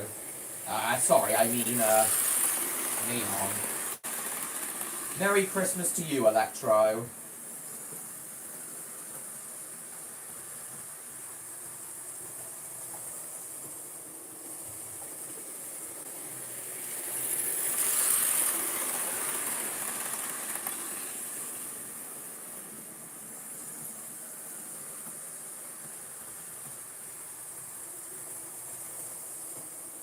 Well, it doesn't matter anyway, MLP fan. I'm just about to end. Right, I'll give the 225 3 more laps, then end.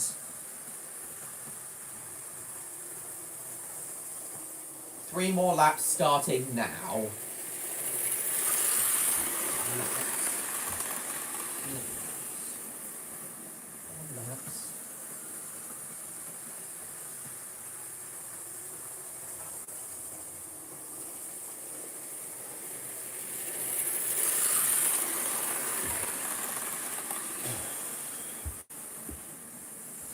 That's 1.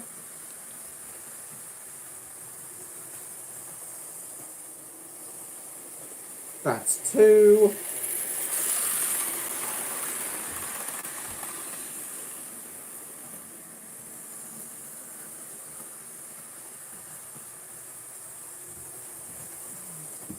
And that's 3.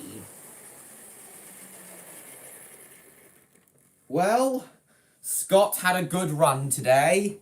Several good runs. He was feeling groggy at the start of the day, but he got into the swing of it. And now his front bogey feels very hot. Well, he can have a nice long rest now, and then I'll send him for a few more laps in the morning. I feel bad for making Electro fed up again tonight. I'll try and reconcile with him in a moment on Discord, but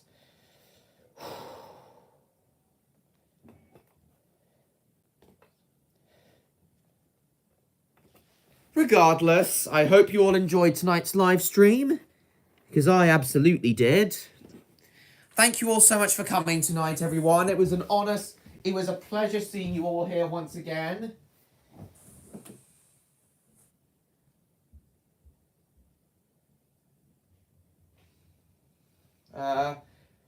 Merry Christmas to you all once again. I hope you all had a fantastic day. As I enjoyed tonight's stream so much, I'm going to do another running session stream on a Sunday evening after my grandparents leave. My uncle, auntie, and cousin leave. And as usual, I'll be doing the usual Friday stream this Friday. And yeah, I'll see you all then. I hope you're looking forward to my upcoming content from now until the end of the year and into 2025. So once again, everybody, thank you all so much for watching. I hope you all enjoyed tonight's stream, because I absolutely did, which is why I'm doing another one very soon, in 4 days. Please like, comment, share this stream with your friends. Don't forget to subscribe to me, Train Lover 16, if you haven't already. And I will see you all in my next video. Good night, everyone, and Merry Christmas.